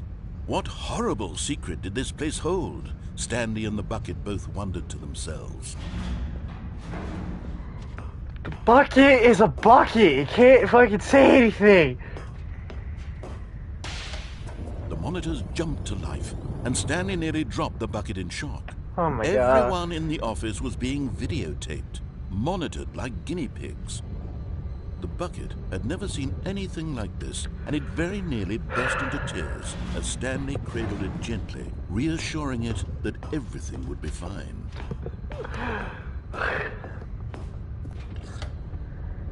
Was the bucket under the mind control facility's influence as well?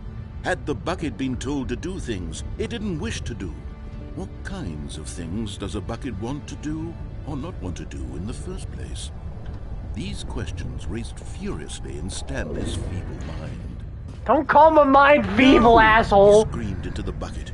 He couldn't accept it. His own life in someone else's control? Never! He squeezed the bucket tighter. Oh His my one God. friend in the entire world.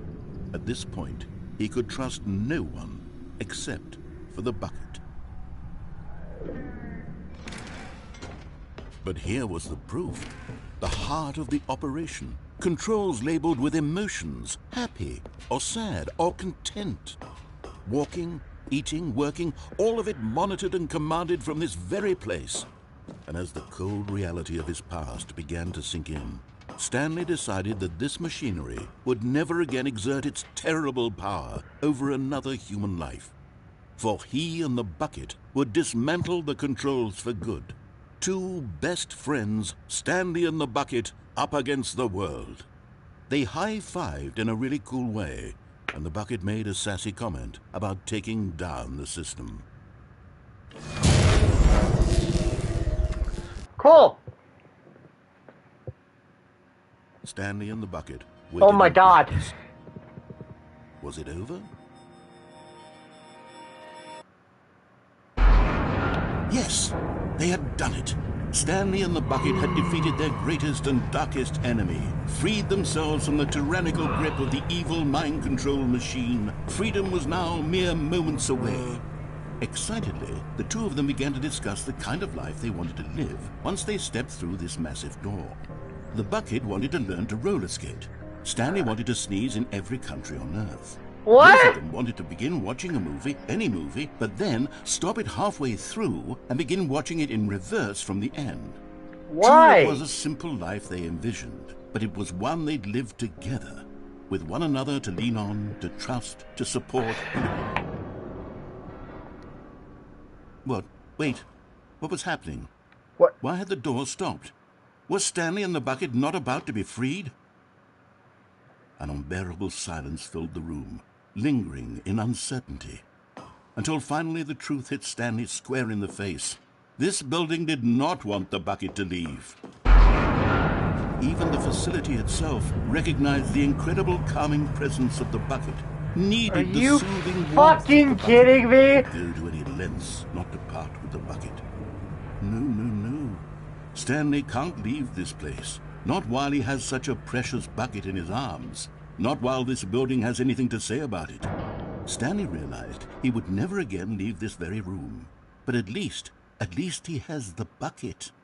To be trapped eternally in darkness isn't really so bad, Stanley thought to himself. As long as I have my bucket with me, right? I'll be okay, won't I? Stanley gulped.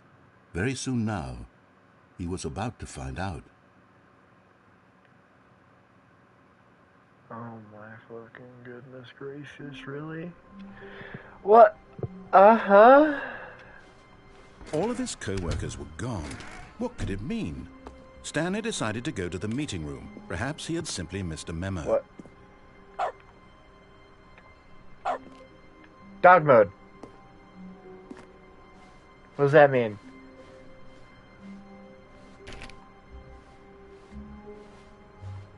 When Stanley came to a set of 2 open doors, he entered the door on his left. Okay.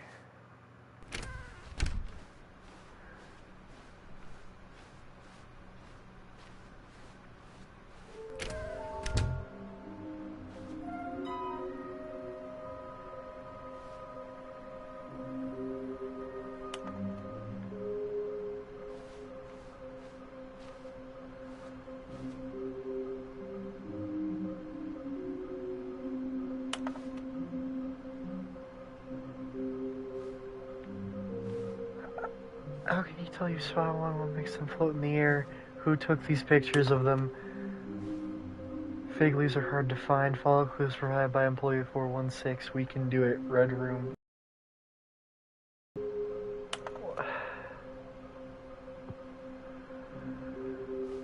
My fucking brain! I can't take this anymore!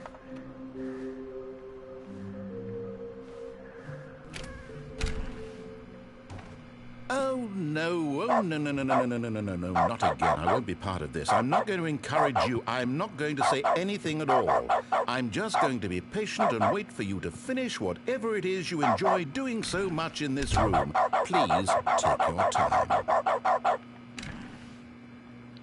I'm done, I'm good, it's fine. Coming to a staircase, Going down the Stanley stairs. walked upstairs to his boss's office. Another miniature Stanley figurine. This, there really must be a snappier name for these things. What about mini-stands? Stanley figs? What about Stanlerines? Yes, I think I like that. Another Stanlerine under your belt. I'm so fucking... But Stanley just couldn't do it. He considered the possibility of facing his boss. Admitting he had left his post during work hours, he might be fired for that. And in such a competitive economy, why had he taken that risk? All because he believed everyone had vanished? His boss would think he was crazy. And then something occurred to Stanley. Maybe, he thought to himself, maybe I am crazy. All of my co-workers blinking mysteriously out of existence in a single moment for no reason at all? None of it made any logical sense. And as Stanley pondered this, he began to make other strange observations. For example, why couldn't he see his feet when he looked down? Why did doors close automatically behind him wherever he went? And for that matter, these rooms were starting to look pretty familiar. Were they simply repeating? No, Stanley said to himself, this is all too strange. This can't be real. and at last he came to the conclusion that had been on the tip of his tongue. He just hadn't found the words for it. "I'm dreaming!" he yelled. "This is all a dream." Oh, what a relief Stanley felt to have finally found an answer, an explanation. His co-workers weren't actually gone. He wasn't going to lose his job. He wasn't crazy after all. And he thought to himself, I suppose I'll wake up soon. I'll have to go back to my boring real-life job pushing buttons. I may as well enjoy this while I'm still lucid. So he imagined himself flying and began to gently float above the ground. Oh, yep, I'm Then floating. he imagined himself soaring through space on a magical starfield, and it too appeared. It was so much fun, and Stanley marveled that he had still not woken up. How was he remaining so lucid? And then perhaps the strangest question of them all entered Stanley's head. One he was amazed he hadn't asked himself sooner. Why is there a voice in my head dictating everything that I'm doing and thinking? Now the voice was describing itself, being considered by Stanley, who found it particularly strange. I'm dreaming about a voice describing me, thinking about how it's describing my thoughts, he thought. And while he thought it all very odd and wondered if this voice spoke to all people in their dreams, the truth was that, of course, this was not a dream. How could it be? Was Stanley simply deceiving himself, believing that if he's asleep, he doesn't have to take responsibility for himself? Stanley is as awake right now as he's ever been in his life. The wire, the room's repeating. Now, hearing the voice speak these words was quite a shock to Stanley. After all, he knew for certain, beyond a doubt, that this was in fact a dream. Did the voice not see him float and make the magical stars just a moment ago? How else would the voice explain all that? This voice was a part of himself too. Surely, if he could just... He would prove it. He would prove that he was in control, that this was a dream. Okay. So he closed his eyes gently, and he invited himself to wake up. He felt the cool weight of the blanket on his skin, the press of the mattress on his back, the fresh air of a world outside this one. Let me wake up, he thought to himself. I'm through with this dream. I wish it to be over.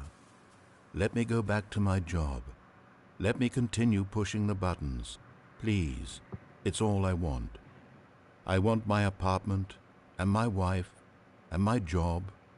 All I want is my life exactly the way it's always been. My life is normal. I am normal. Everything will be fine. I am okay.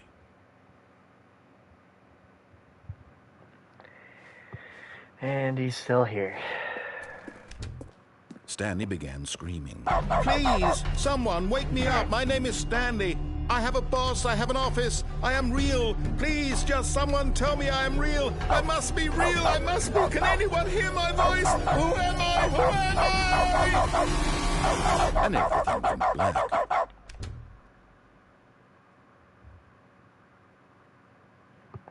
This is the story of a woman named Mariella. What the fuck? Mariella woke up on a day like any other. She arose, got dressed, gathered her belongings, and walked to her place of work.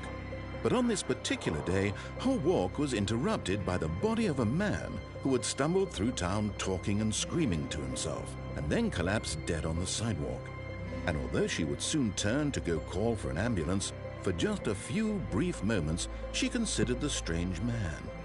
He was obviously crazy. This much she knew. Everyone knows what crazy people look like.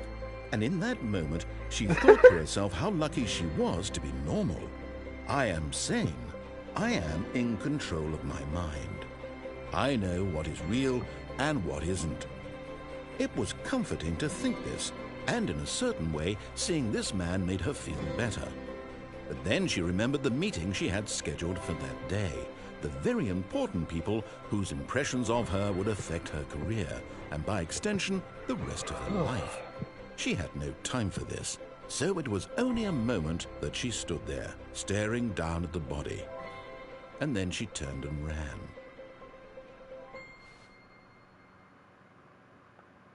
Cool.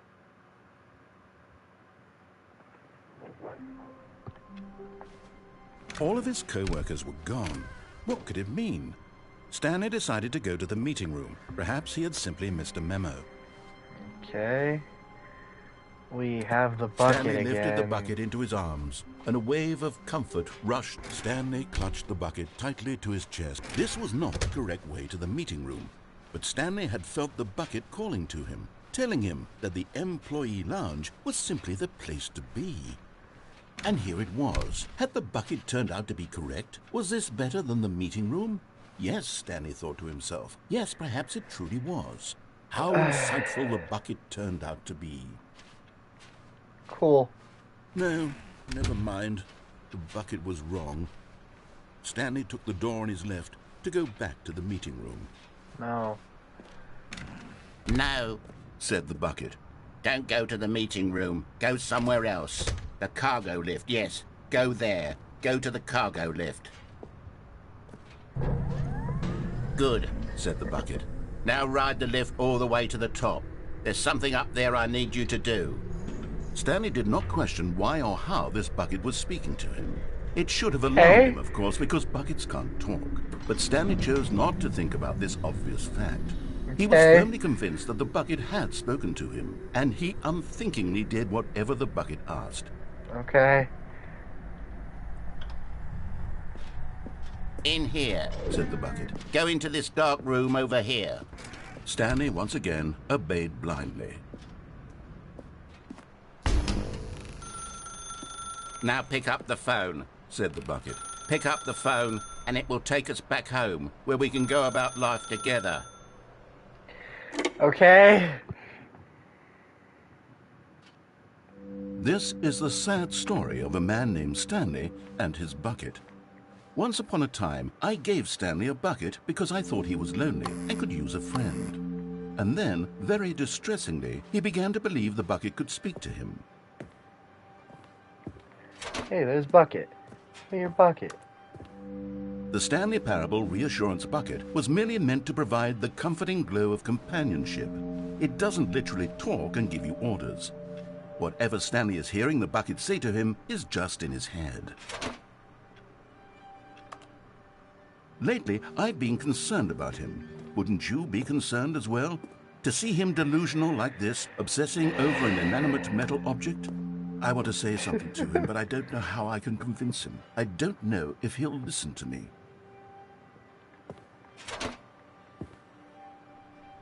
Oh, I'll try anyway. Stanley, can you hear me?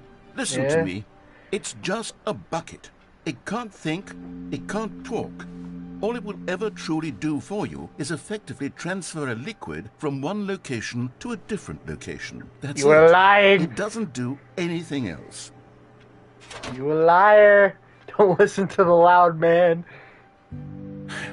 You see, he's not listening. He's still taking orders from the bucket. You know, once upon a time it was me he took orders from. Me he trusted and listened to. Now all he cares about is his awful bucket. This stupid hunk of metal. To ignore anyone in your life except for me. It's sad, but I suppose he doesn't need me anymore.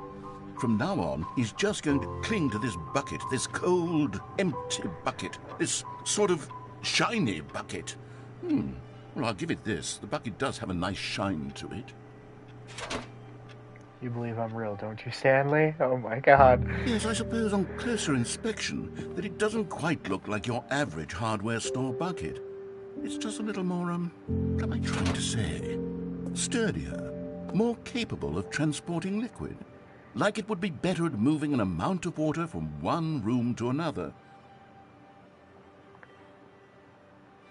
The same day with me over and over. Oh my God, what am I saying? Better at carrying water from room to room. It's a bucket. It's literally just a bucket. Why do I feel some need to point out the ways in which it's so much more than just a regular bucket? To go home, to work, to home, to work, to home. Oh no. I'm having feelings. For the bucket. No. What's going on? Why do I want to be with the bucket? Hear What the bucket fuck? has to say. Do anything it asks. What's wrong with me? I don't understand. Perhaps if I had the bucket, this would be less confusing. Yes. the bucket could tell me what to do in this troublesome situation. Stanley, give me the bucket. Give it to me. No. Give me the bucket, Stanley. No. I need it. Give it to me No. now. Give it, or I'll...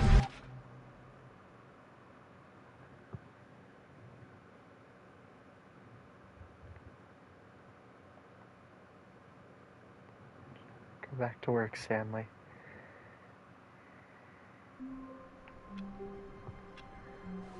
Yeah, what the fuck? Someone was following Stanley. He was sure of it. If he checked over his shoulder now, he would surely catch them. It was only a matter of time.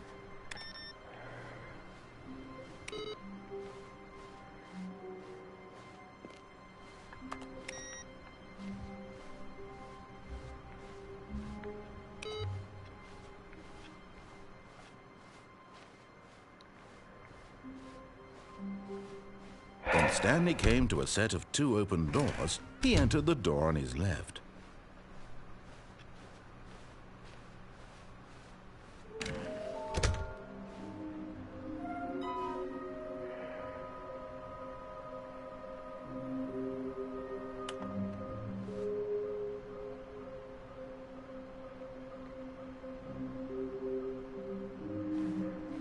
What the fuck is going on? I'm not allowed back in the broom closet. Coming to a staircase, Stanley walked upstairs to his boss's office.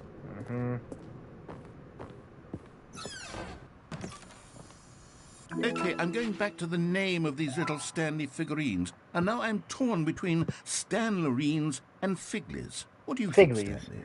What name better encapsulates the intrinsic sense of happiness that you get from seeing a small number in the corner of your screen go up by 1? Let me sit on it. I'm sure it will come to me. Sure, yeah. Money in the morning, money in the evening, money for breakfast, money crisp. Okay.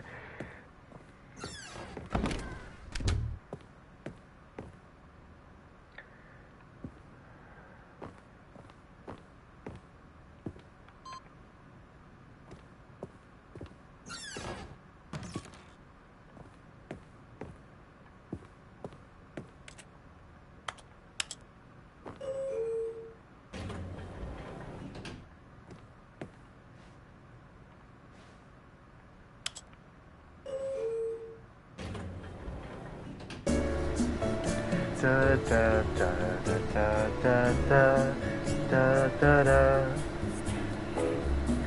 Da da da da da da da da da da da.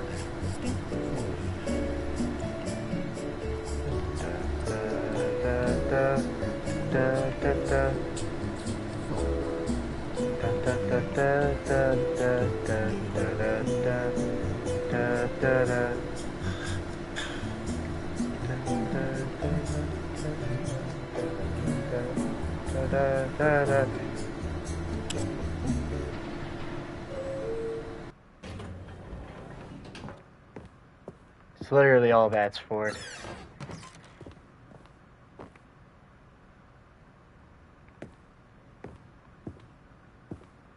Stepping into his manager's office, Stanley was once again stunned to discover not an indication of any human life.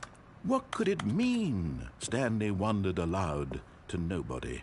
He began wildly tearing through papers on the boss's desk, pulling books. Stanley was in such a rush to get through the story as quickly as possible, he didn't even have a single minute to just let the narrator talk. That kind of anxiety isn't healthy, so he relaxed for a few moments with some calming New Age music.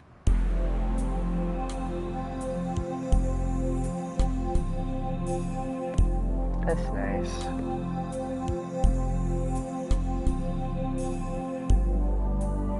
Feeling soothed and rejuvenated, Stanley calmly walked forward into the opened passageway. Sure, yeah, okay, let's go!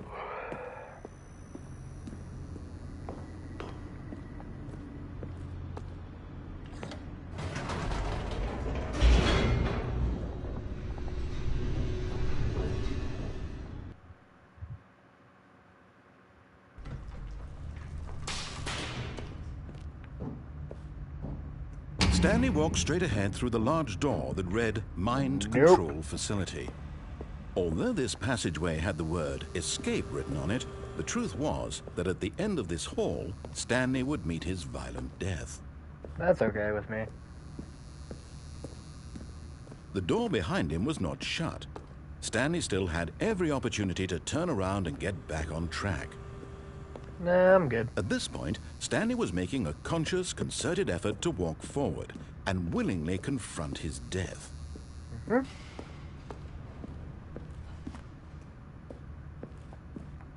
Let's go!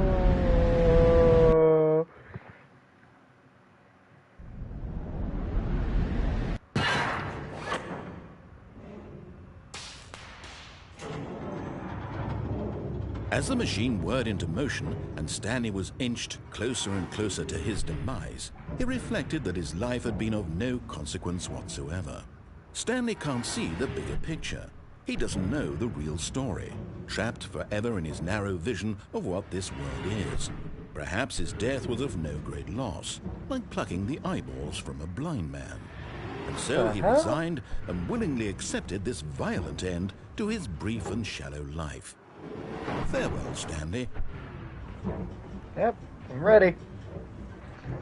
Let go! Farewell, Stanley, cried the narrator, as Stanley was led helplessly into the enormous metal jaws. In a single visceral instant, Stanley was obliterated as the machine crushed every bone in his body, killing him instantly.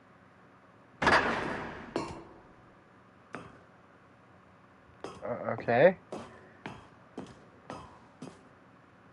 And yet it would be just a few minutes before Stanley would restart the game, back in his office, as alive as ever. What exactly did the narrator think he was going to accomplish? I don't know. When every path you can walk has been created for you long in advance, death becomes meaningless, making life the same. Do you see now? Do you see that Stanley was already dead from the moment he hit start? I guess.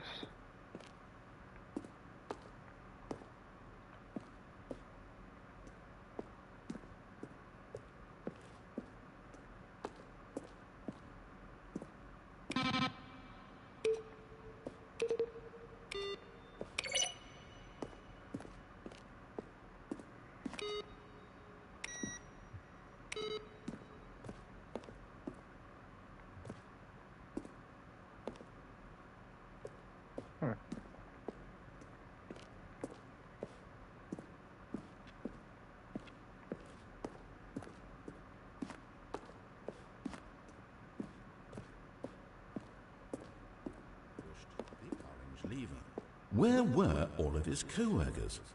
Oh, I don't know. How about they're throwing a surprise party for him for all his button pushing?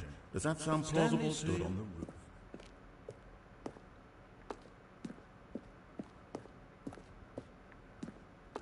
Huh.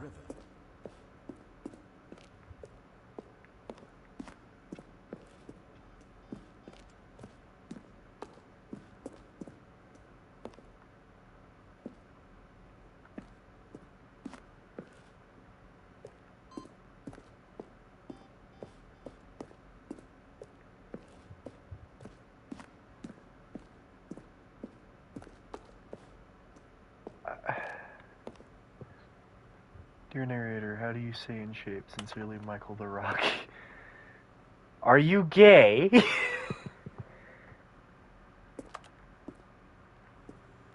No.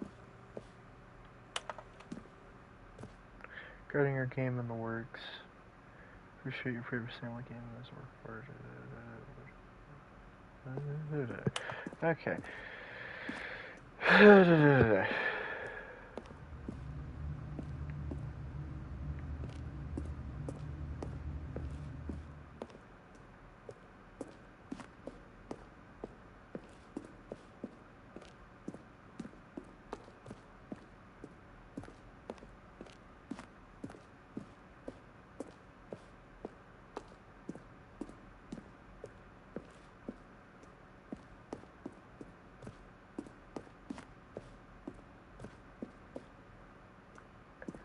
Huh.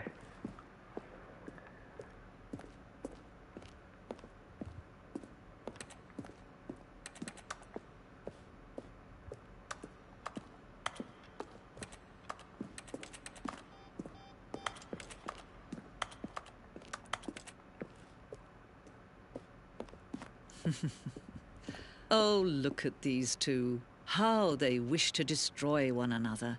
How they wish to control one another. How they both wish to be free.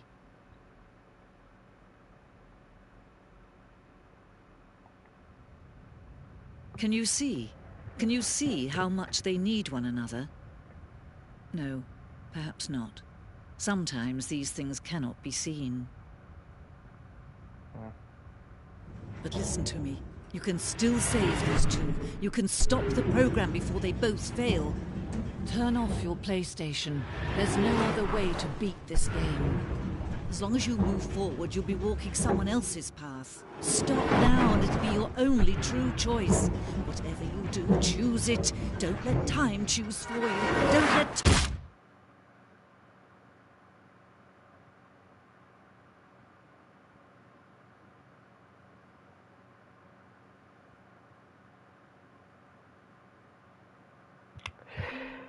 Okay, so how long has the stream been going for? 2 hours and 30 fucking minutes.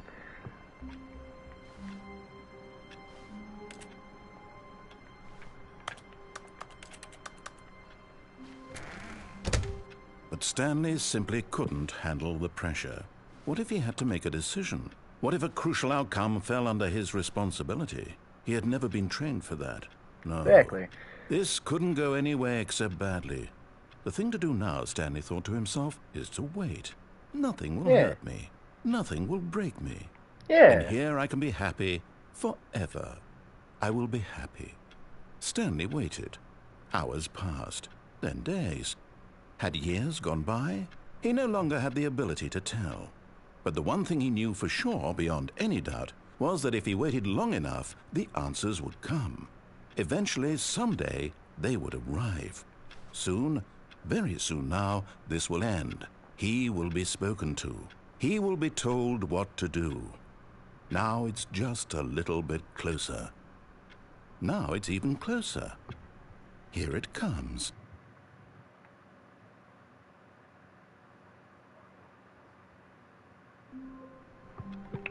Cool, okay. Just a step through this door, Stanley thought to himself. That's all I need. If I can make it through this door, I can make it through them all. Sure. Figurine Finders Community. Oh my fucking god. The confusion and the chaos all seemed to melt away as Stanley embraced the bucket. Stanley clutched the bucket tightly to his chest and entered the door on his left.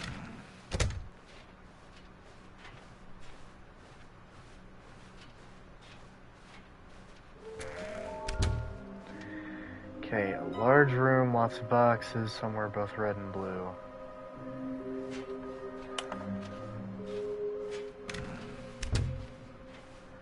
I don't know what the large Coming room to a with staircase, boxes is. Stanley and the bucket walked upstairs to the boss's office.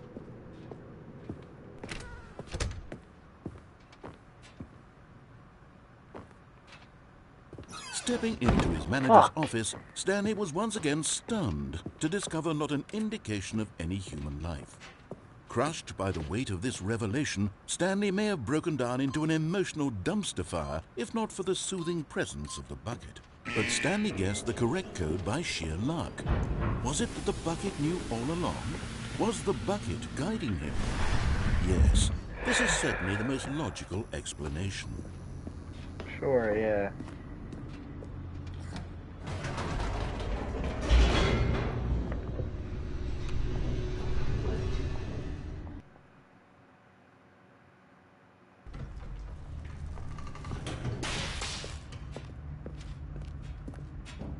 Stanley and the bucket walked straight ahead through the large door that read, Mind Control Facility.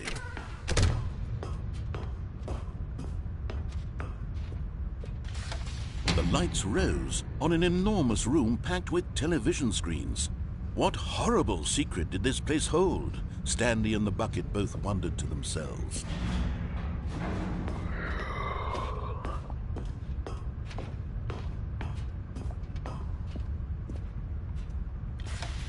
The monitors jumped to life, and Stanley nearly dropped the bucket in shock. Everyone in the office was being videotaped, monitored like guinea pigs. The bucket had never seen anything like this, and it very nearly burst into tears as Stanley cradled it gently, reassuring it that everything would be fine. Yeah. Was the bucket under the mind control facility's influence as well? Had the bucket been told to do things it didn't wish to do? What kinds of things does a bucket want to do or not want to do in the first place? These questions raced furiously in Stanley's feeble mind. Sure. No! He screamed into the bucket. He couldn't accept it. His own life in someone else's control? Never! Never. He squeezed the bucket tighter. His one friend in the entire world. At this point, he could trust no one except for the bucket. Yeah. But here was the proof. The heart of the operation. Controls labeled with emotions, happy or sad or content. Walking, eating, working, all of it monitored and commanded from this very place. And as the cold reality of his past began to sink in, Stanley decided that this machinery would never again exert it. But at the last second, the bucket jumped in and pressed the button to turn on the controls. Stanley gasped in horror. Had this been the bucket's plan all along? To take over the machine and claim the power for itself? How could the bucket have betrayed him like this? Stanley was prepared to throw the bucket away in disgust when suddenly an image appeared upon the enormous screen. Birds. Silly birds. Silly birds. The control buttons became active again.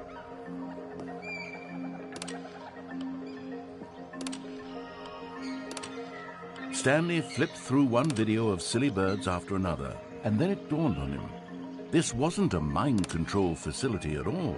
It was a facility for monitoring and surveilling silly birds all over the world. The mind controls were only a facade to disguise its true intentions. Had the bucket known this all along? Stanley marveled at the metal genius in his hands, the one who had pointed him towards this incredible discovery. Stanley and the bucket never found freedom because they spent the rest of their lives here in this place, flipping through live streams of the silliest birds imaginable. Of all the possible paths his life could have taken, this one was surely the best. Yeah. And Stanley was happy.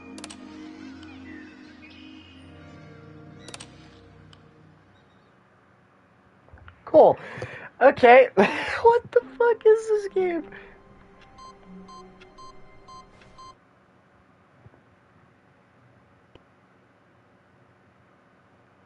Welcome, Stanley, to heaven.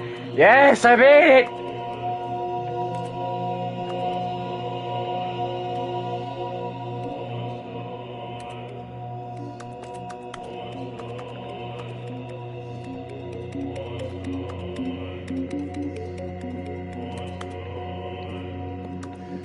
Buttons. Buttons. Buttons. Buttons. Buttons. Buttons. Button. Okay. The sequel! Wait, it's still the sequel? Okay.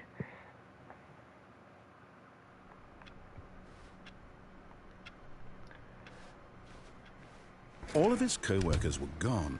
What could it mean? Stanley decided to go to the meeting room. Perhaps he had simply missed a memo.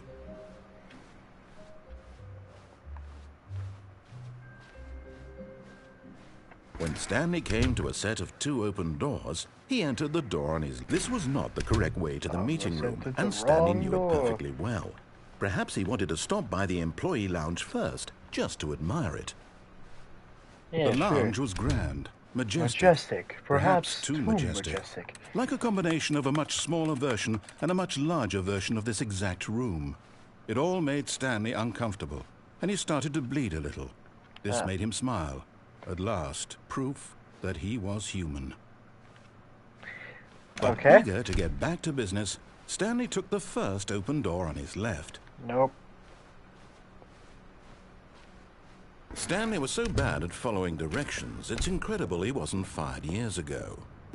Yep. Look, Stanley, I think perhaps we've gotten off on the wrong foot here. I'm Yeah, not sure. your enemy, really, I'm not. I realize that investing your trust in someone else can be difficult, but the fact is that the story has been about nothing but you all this time. Sure, yeah. There's someone you've been neglecting, Stanley. Someone you've... What? Really? I was in the middle of something. Do you have zero consideration for others? Are you that convinced that I want something bad to happen to you? Why, I don't know how to convince you of this, but I really do want to help you, to show you something beautiful. Look, let me prove it.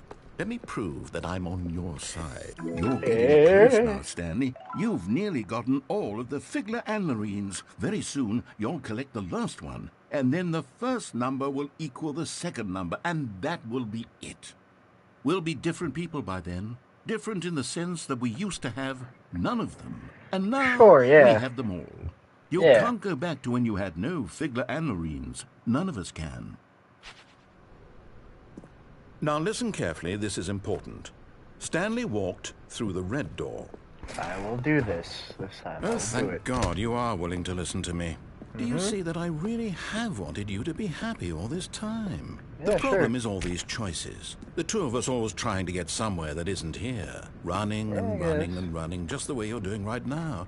Don't you see that it's killing us, Stanley? I wanted to stop. We would both be so much happier if we just stopped. And I think, Okay. well, I think I have a solution. Here, Okay. let me show you. Okay.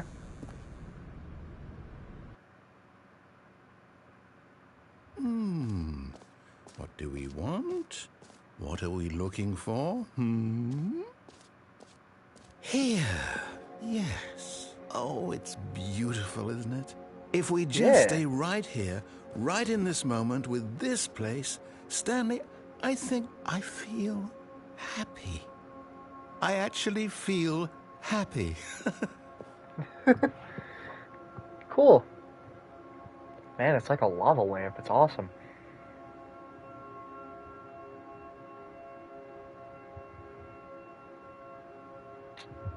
Okay, oh.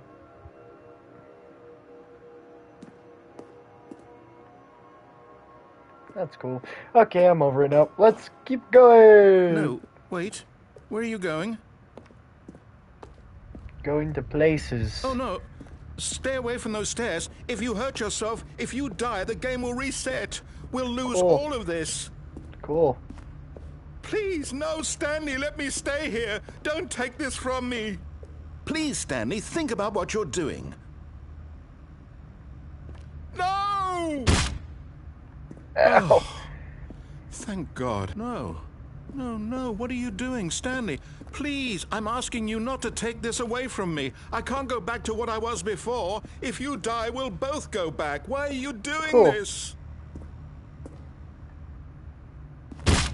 Stanley, let's go back to the other room. My God. No. Is this really how much you dislike my game?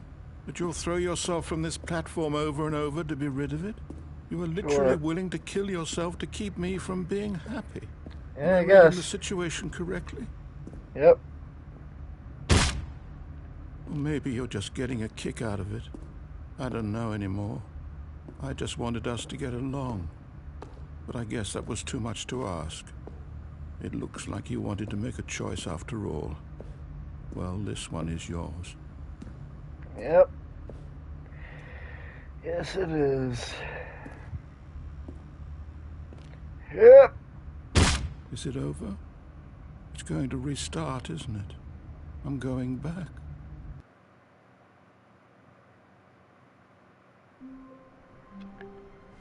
All of his co-workers were gone. What could it yeah, mean? we're back Warmth here. spread through Stanley's arms. With the bucket, Stanley clutched the bucket tightly to yeah, his yeah. chest. This was not the correct way to the meeting room, but Stanley had felt the bucket calling to him, telling him that the employee lounge was simply the place to be. And here it was. Had the bucket turned out to be correct? No, never mind. The bucket was wrong. Stanley took the door on his left to go back to the meeting room. No, Said the bucket. don't go to the meeting room. Go somewhere else. The cargo... But Stanley feared that any path he walked might lead to the separation of himself and the bucket, his dearest friend.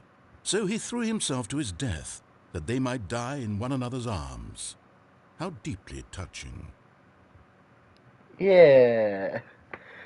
Oh my fucking goodness gracious. All of his co-workers were gone. See, What here's could the it thing. mean? Stanley I feel like I decided should to go say, to the meeting room. Perhaps he had simply missed a memo. When we do finish the game, like when I decide to end this, which probably will be soon now, there will not be a part 2 to this game. So anything that I missed, you will not see, and I will see on my own, because I definitely will play this game again by myself. But that's why I didn't put a part 1. That's why I wanted to see as much with everybody as possible, and we're almost done, because I'm getting Stanley very came tired to and a my set of brain 2 can't open take much of doors. this. He entered the door on his left. Okay, so,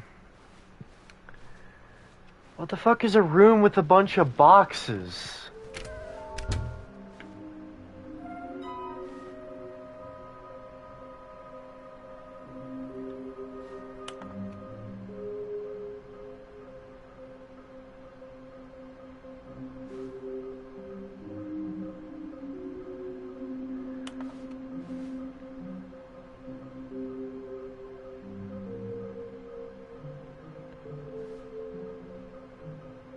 Fuck.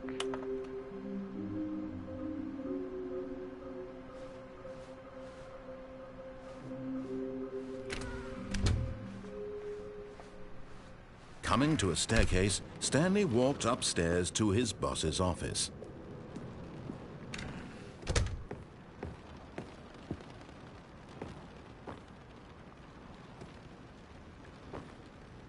Okay, I think we all...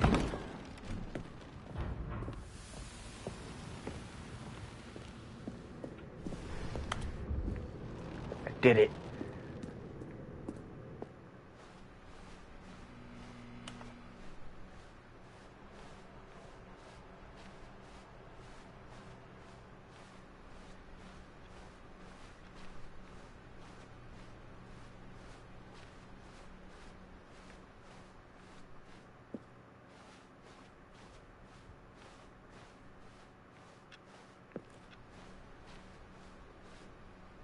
Can I grab the bucket now? Stanley picked up the bucket and smiled.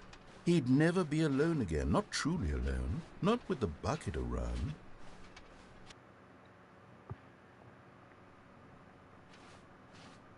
You are now leaving. Escape pod bay 4760. Okay, is this you and me, bucket?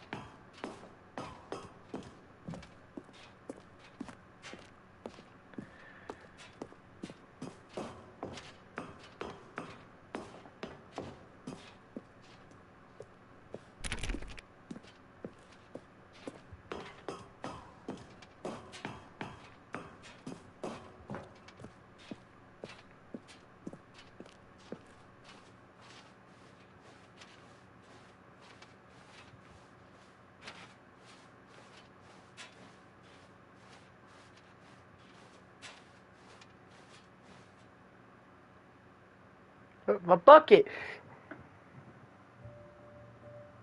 Oh!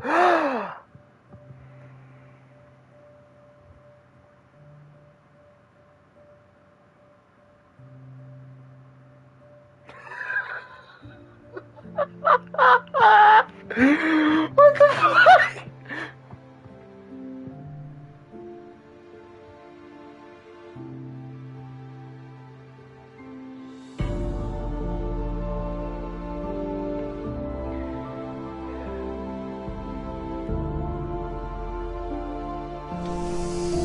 Bye, bucket.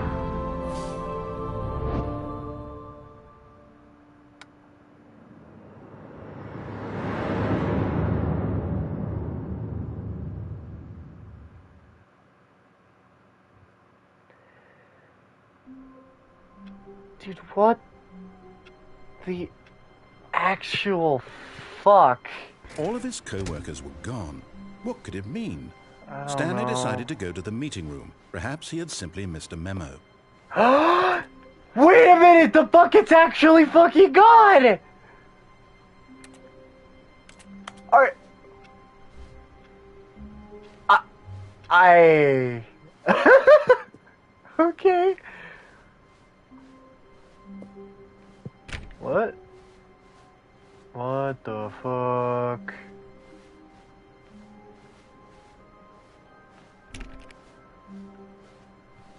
When Stanley came to a set of 2 open doors, he entered the door on his left. This was not the correct way to the meeting room, and Stanley knew it perfectly well. Perhaps he wanted to stop by the employee lounge first, just to admire it. It was I think I know. It was okay. But eager to get back to business, Stanley took the first open door on his left. No. Stanley was so bad at following directions, it's incredible he wasn't fired years ago. A room with a bunch of boxes. It has to... I see it. I fucking see it.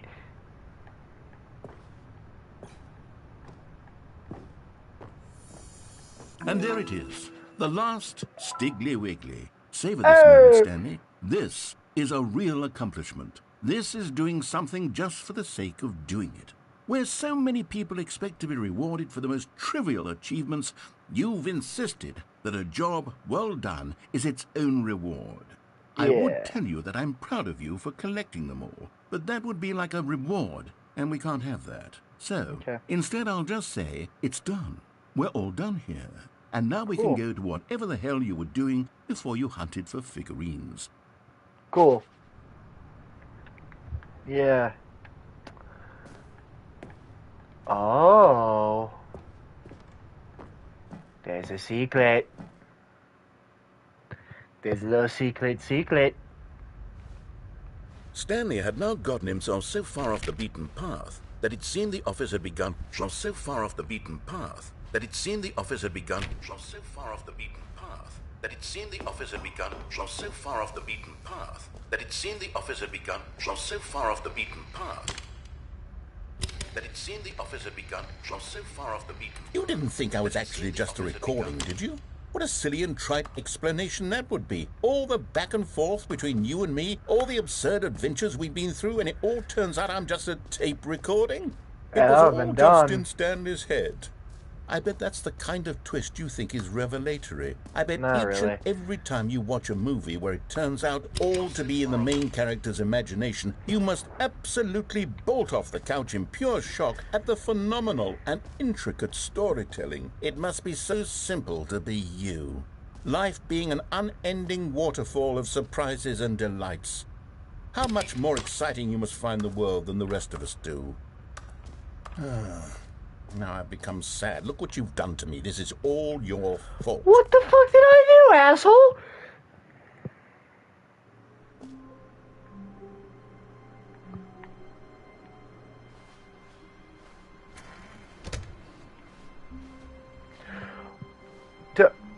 Stanley, I'm sorry, but I have to put a pause on things. It's those figurines.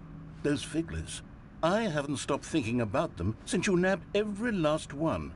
Wasn't it just the most intrinsically fulfilling moment of your entire life? Didn't it fill you to the brim with inner richness?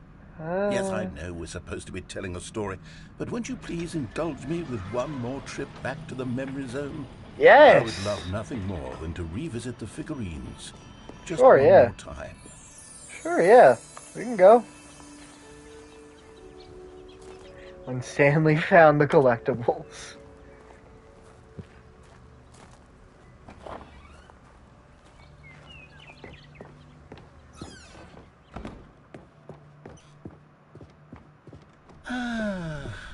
Here's where it all began.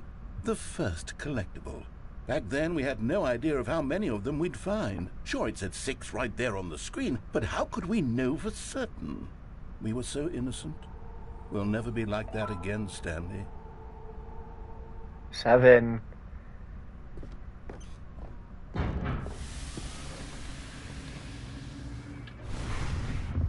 And here was the second Stanlerine. You found this one all on your own, just by poking around behind the boss's office. You did that, Stanley.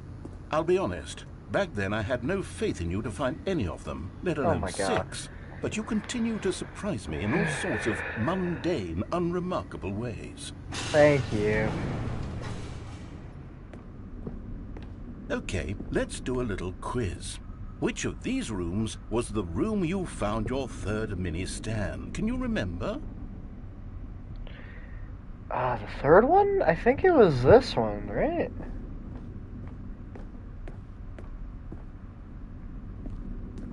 Hey, that's exactly right. It was here, under the stairs. It was the third one. You picked it up, and then after that, you had 3 of them.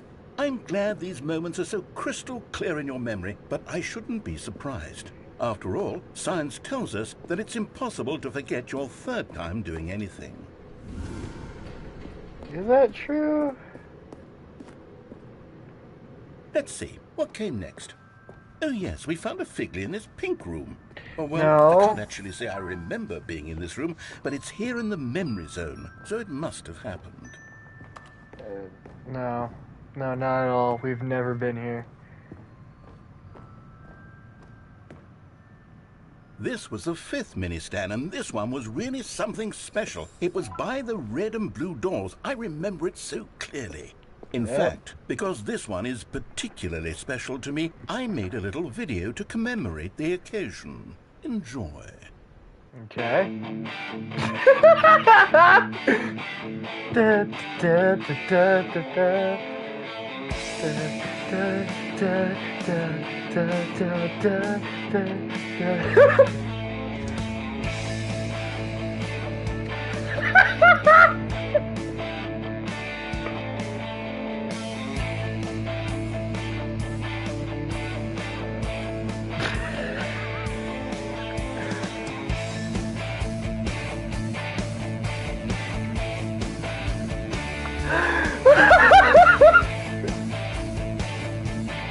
What the fuck? Best boy narrator, yeah. Takes you back, doesn't it? I spent a lot sure. of time making that video, but it was Cool. 8 minutes I wouldn't have spent on anything else. Cool.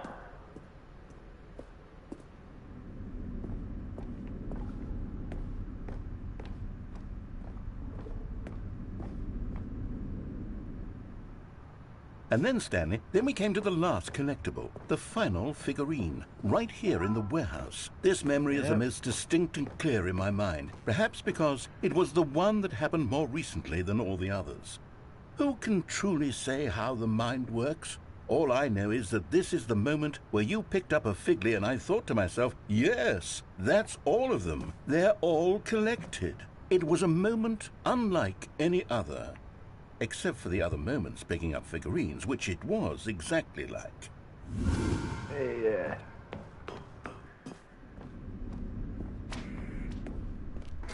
And then there was no more, because we've caught up to the present moment. Nothing left to do but move onward into the future. Goodbye, memory zone. What? Why? No, I'm not done. I'm not ready to move on. Stop What the the fuck? loading screen. Isn't there some way we can stay here, keep enjoying these figurines? Let's just go backwards. We'll do the memory zone again from the opposite direction. See how that feels. Okay. Okay, yes, this spot in the warehouse. I remember this. I must say, of all the figurines we looked at in our initial tour of the memory zone, this one is the most distinct and clear in my mind. Let's keep going. I want more. Okay. I swear if you play that fucking video And again, here's where I made that video. Don't you remember the video we watched? Yeah. No! Yes, I love that video. Yeah, it was an awesome video, yeah. Cool. Still I'm in don't the remember fucking the pink pink room, Stanley. Still no memory of this one. Good room, though. A solid room. Yeah, it's a pretty good room. These really were a treat to hunt down. You know, if there had been any kind of reward for finding all of these, it really would have neutered the intrinsic joy of collecting them. I'm very glad we resisted the temptation. Next one.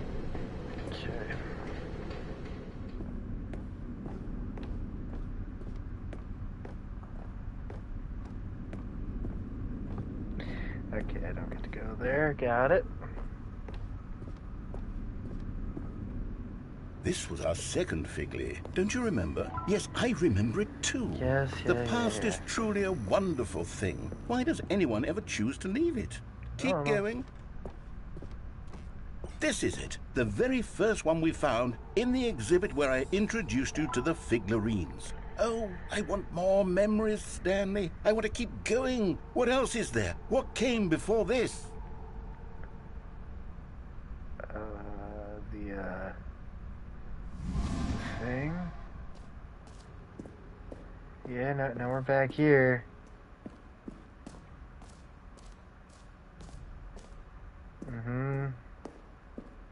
Look, it's the terrible new content that we were originally sold on. I remember hating it back then, but time does put a rosy filter on everything. In fact, I dare say I'm actually quite fond of it now. Look how much fun the past is. I want more memories. Yeah, okay, sure. Oh, yes, the two doors. Oh my God. That? A classic memory, this one. Yeah, very classic, very classic. And before everything else, there was your office. Is there anything else? Was there something that came before your office? No. There's something I feel I can remember. I can remember. What? What was Yes, before mine? I'm remembering something now. I remember before this whole story got started. Back then I was different. I used to make big decisions. I was passionate. I was skeptical. I weighed each decision with profound thoughtfulness. And then somewhere along the way, I stopped making decisions. I became lazy, and I came up with a character named Stanley to do my thinking for me. He would make the decisions, he would decide which way to go. I would cheer him on as he collected figurines for no reason. Why did I invent Stanley? Was I lonely? Yes, perhaps that's it. Perhaps I needed to imagine I had companionship. And Stanley really did make for a wonderful companion, even if he was a fiction. But I suppose it's grown old. I want to think for myself again. I want to go back to how it used to be. Yes, I can be on my own again. I can do it. I'll be stronger this time. I'll take care of myself. I don't need Stanley anymore. Oh, but he truly was so much fun to play with. You know what? Since we're in the memory zone, how about one more good memory? Let's go back just once and give Stanley one more run of the office, and then I'll retire him for good. I did enjoy telling his story so very much. Okay, here we go. This is the story of a man named Stanley.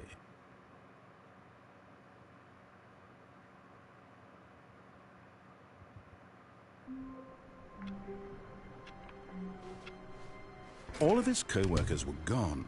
What could it mean?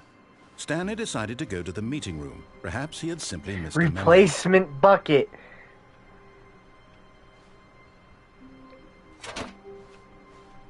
And try not to lose this one too, you dolt. What? Don't call me a dolt. Stanley clutched the bucket tightly to his chest and entered the door on his left.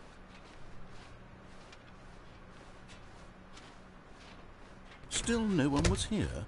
Stanley needed the bucket's warmth and comfort now more than ever. Perhaps his boss's office Reboot the game was where he'd find answers. entirely?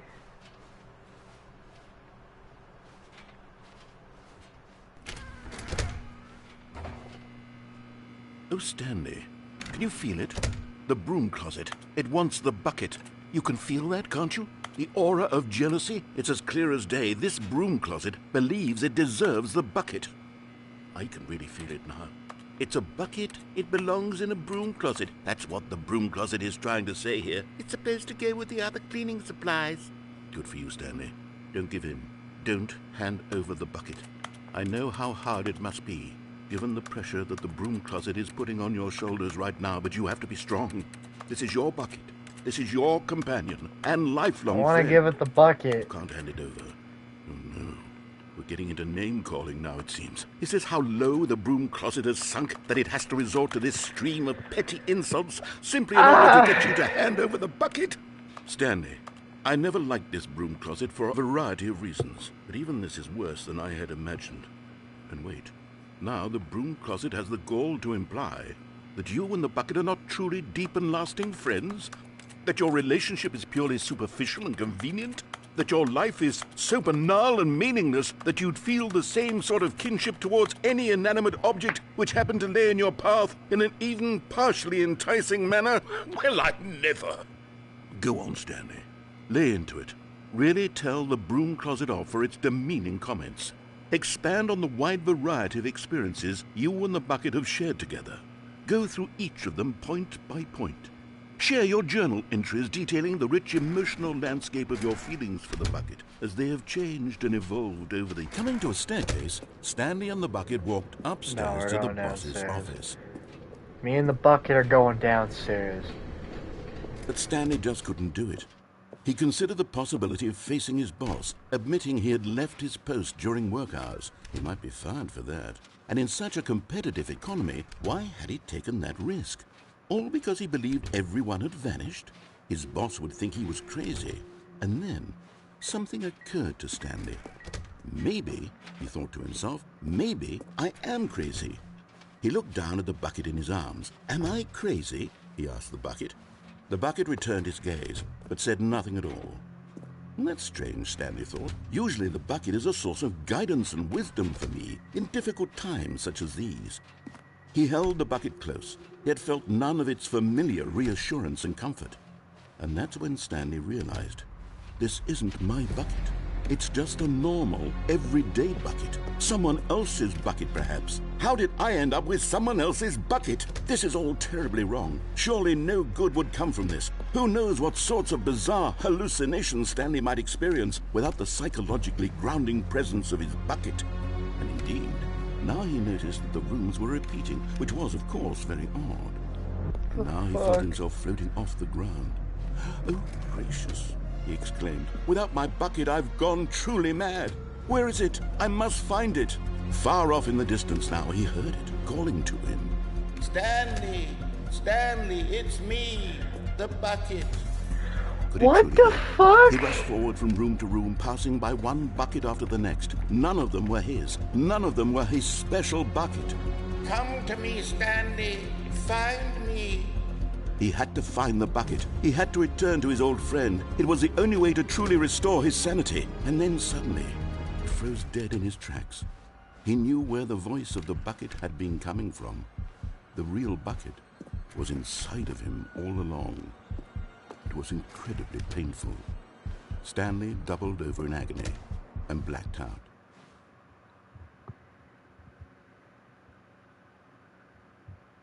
This is the story of a woman named Mariella. Okay. The fuck? Mariella woke up on a day like any other. She arose, got dressed, picked up her bucket of comfort and security, and walked to her place of work. Oh my god! But on this particular day, her walk was interrupted by the body of a man who had stumbled through town, talking and screaming to himself, and then collapsed dead on the sidewalk. Right away, she knew what the problem was. This man had no bucket.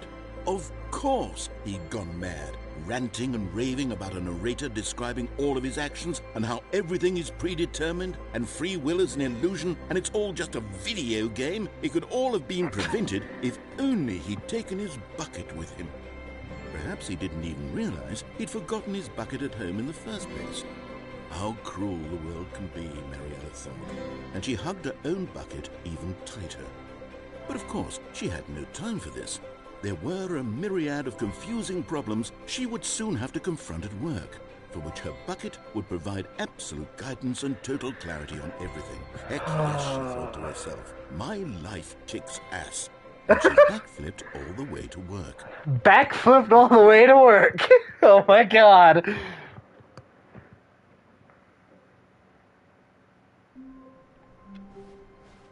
Stanley decided to go to the meeting room to check on his co-workers. He never functioned well by himself and constantly needed support and guidance from others, so the thought of total solitude was terrifying to him. The good old bucket. Just Stanley and the bucket, off on another thrilling adventure together.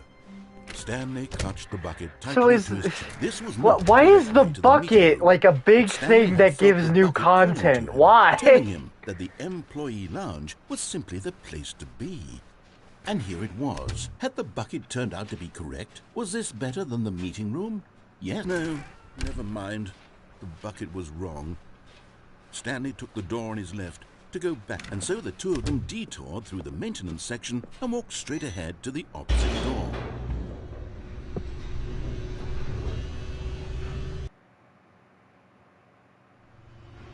Oh, good, Stanley. I'm glad you found your way here. I knew you'd find this place eventually. What? You see, your friends and I are concerned for you, Stanley. We've come together here because we care about you very much. It's this bucket you're carrying around everywhere.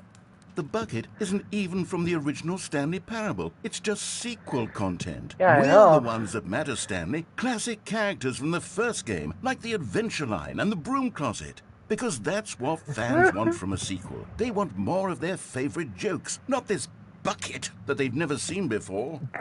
Yes, I know I'm the one who gave you the bucket, but you're spending too much time with it.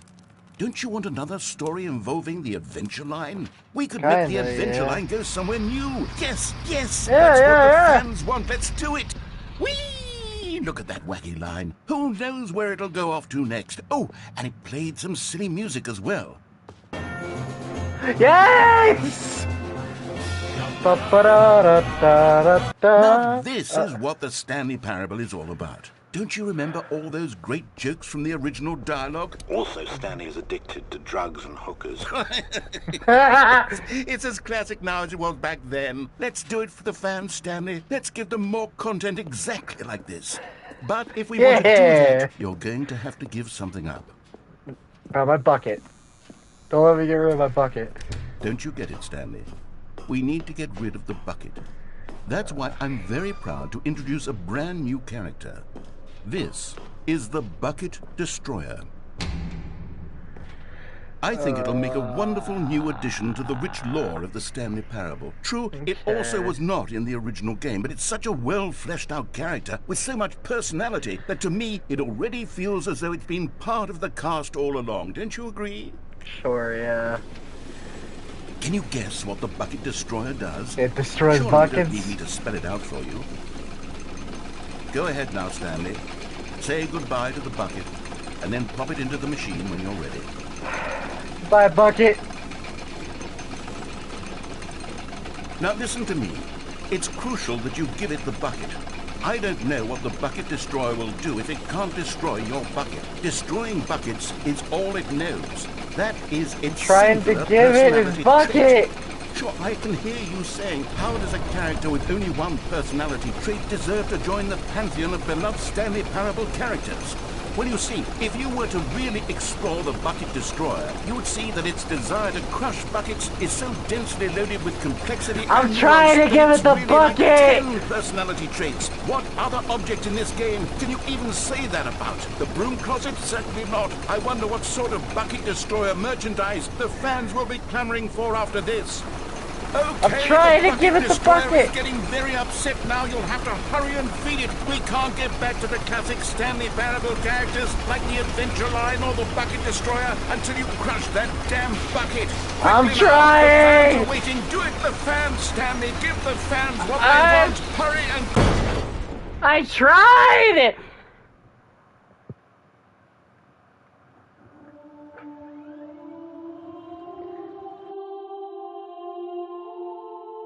The Bucket Destroyer My prized creation. You had so much potential. We were going to do such marvelous things with you, tell such spellbinding stories about you. All of it squandered now. Goodbye, new friend. For the moment in time that you were here, you were magnificent. What the fucking shit, man?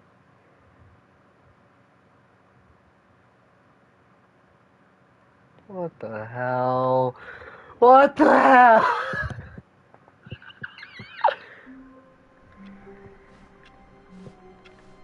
All of his co-workers were gone. What could it mean? Stanley decided to go to the meeting room. Perhaps he had simply missed a memo.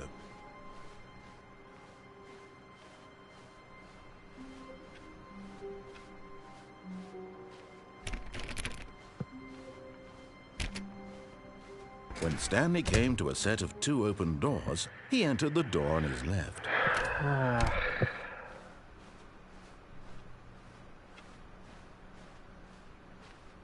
Yet there was not a single person here either.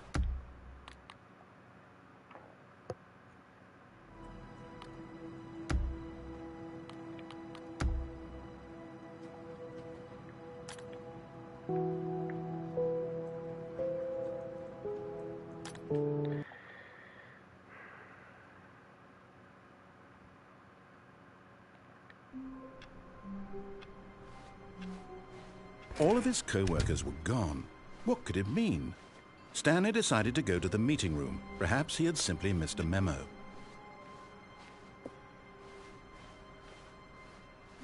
When Stanley came to a set of 2 open doors, he entered the door on his left.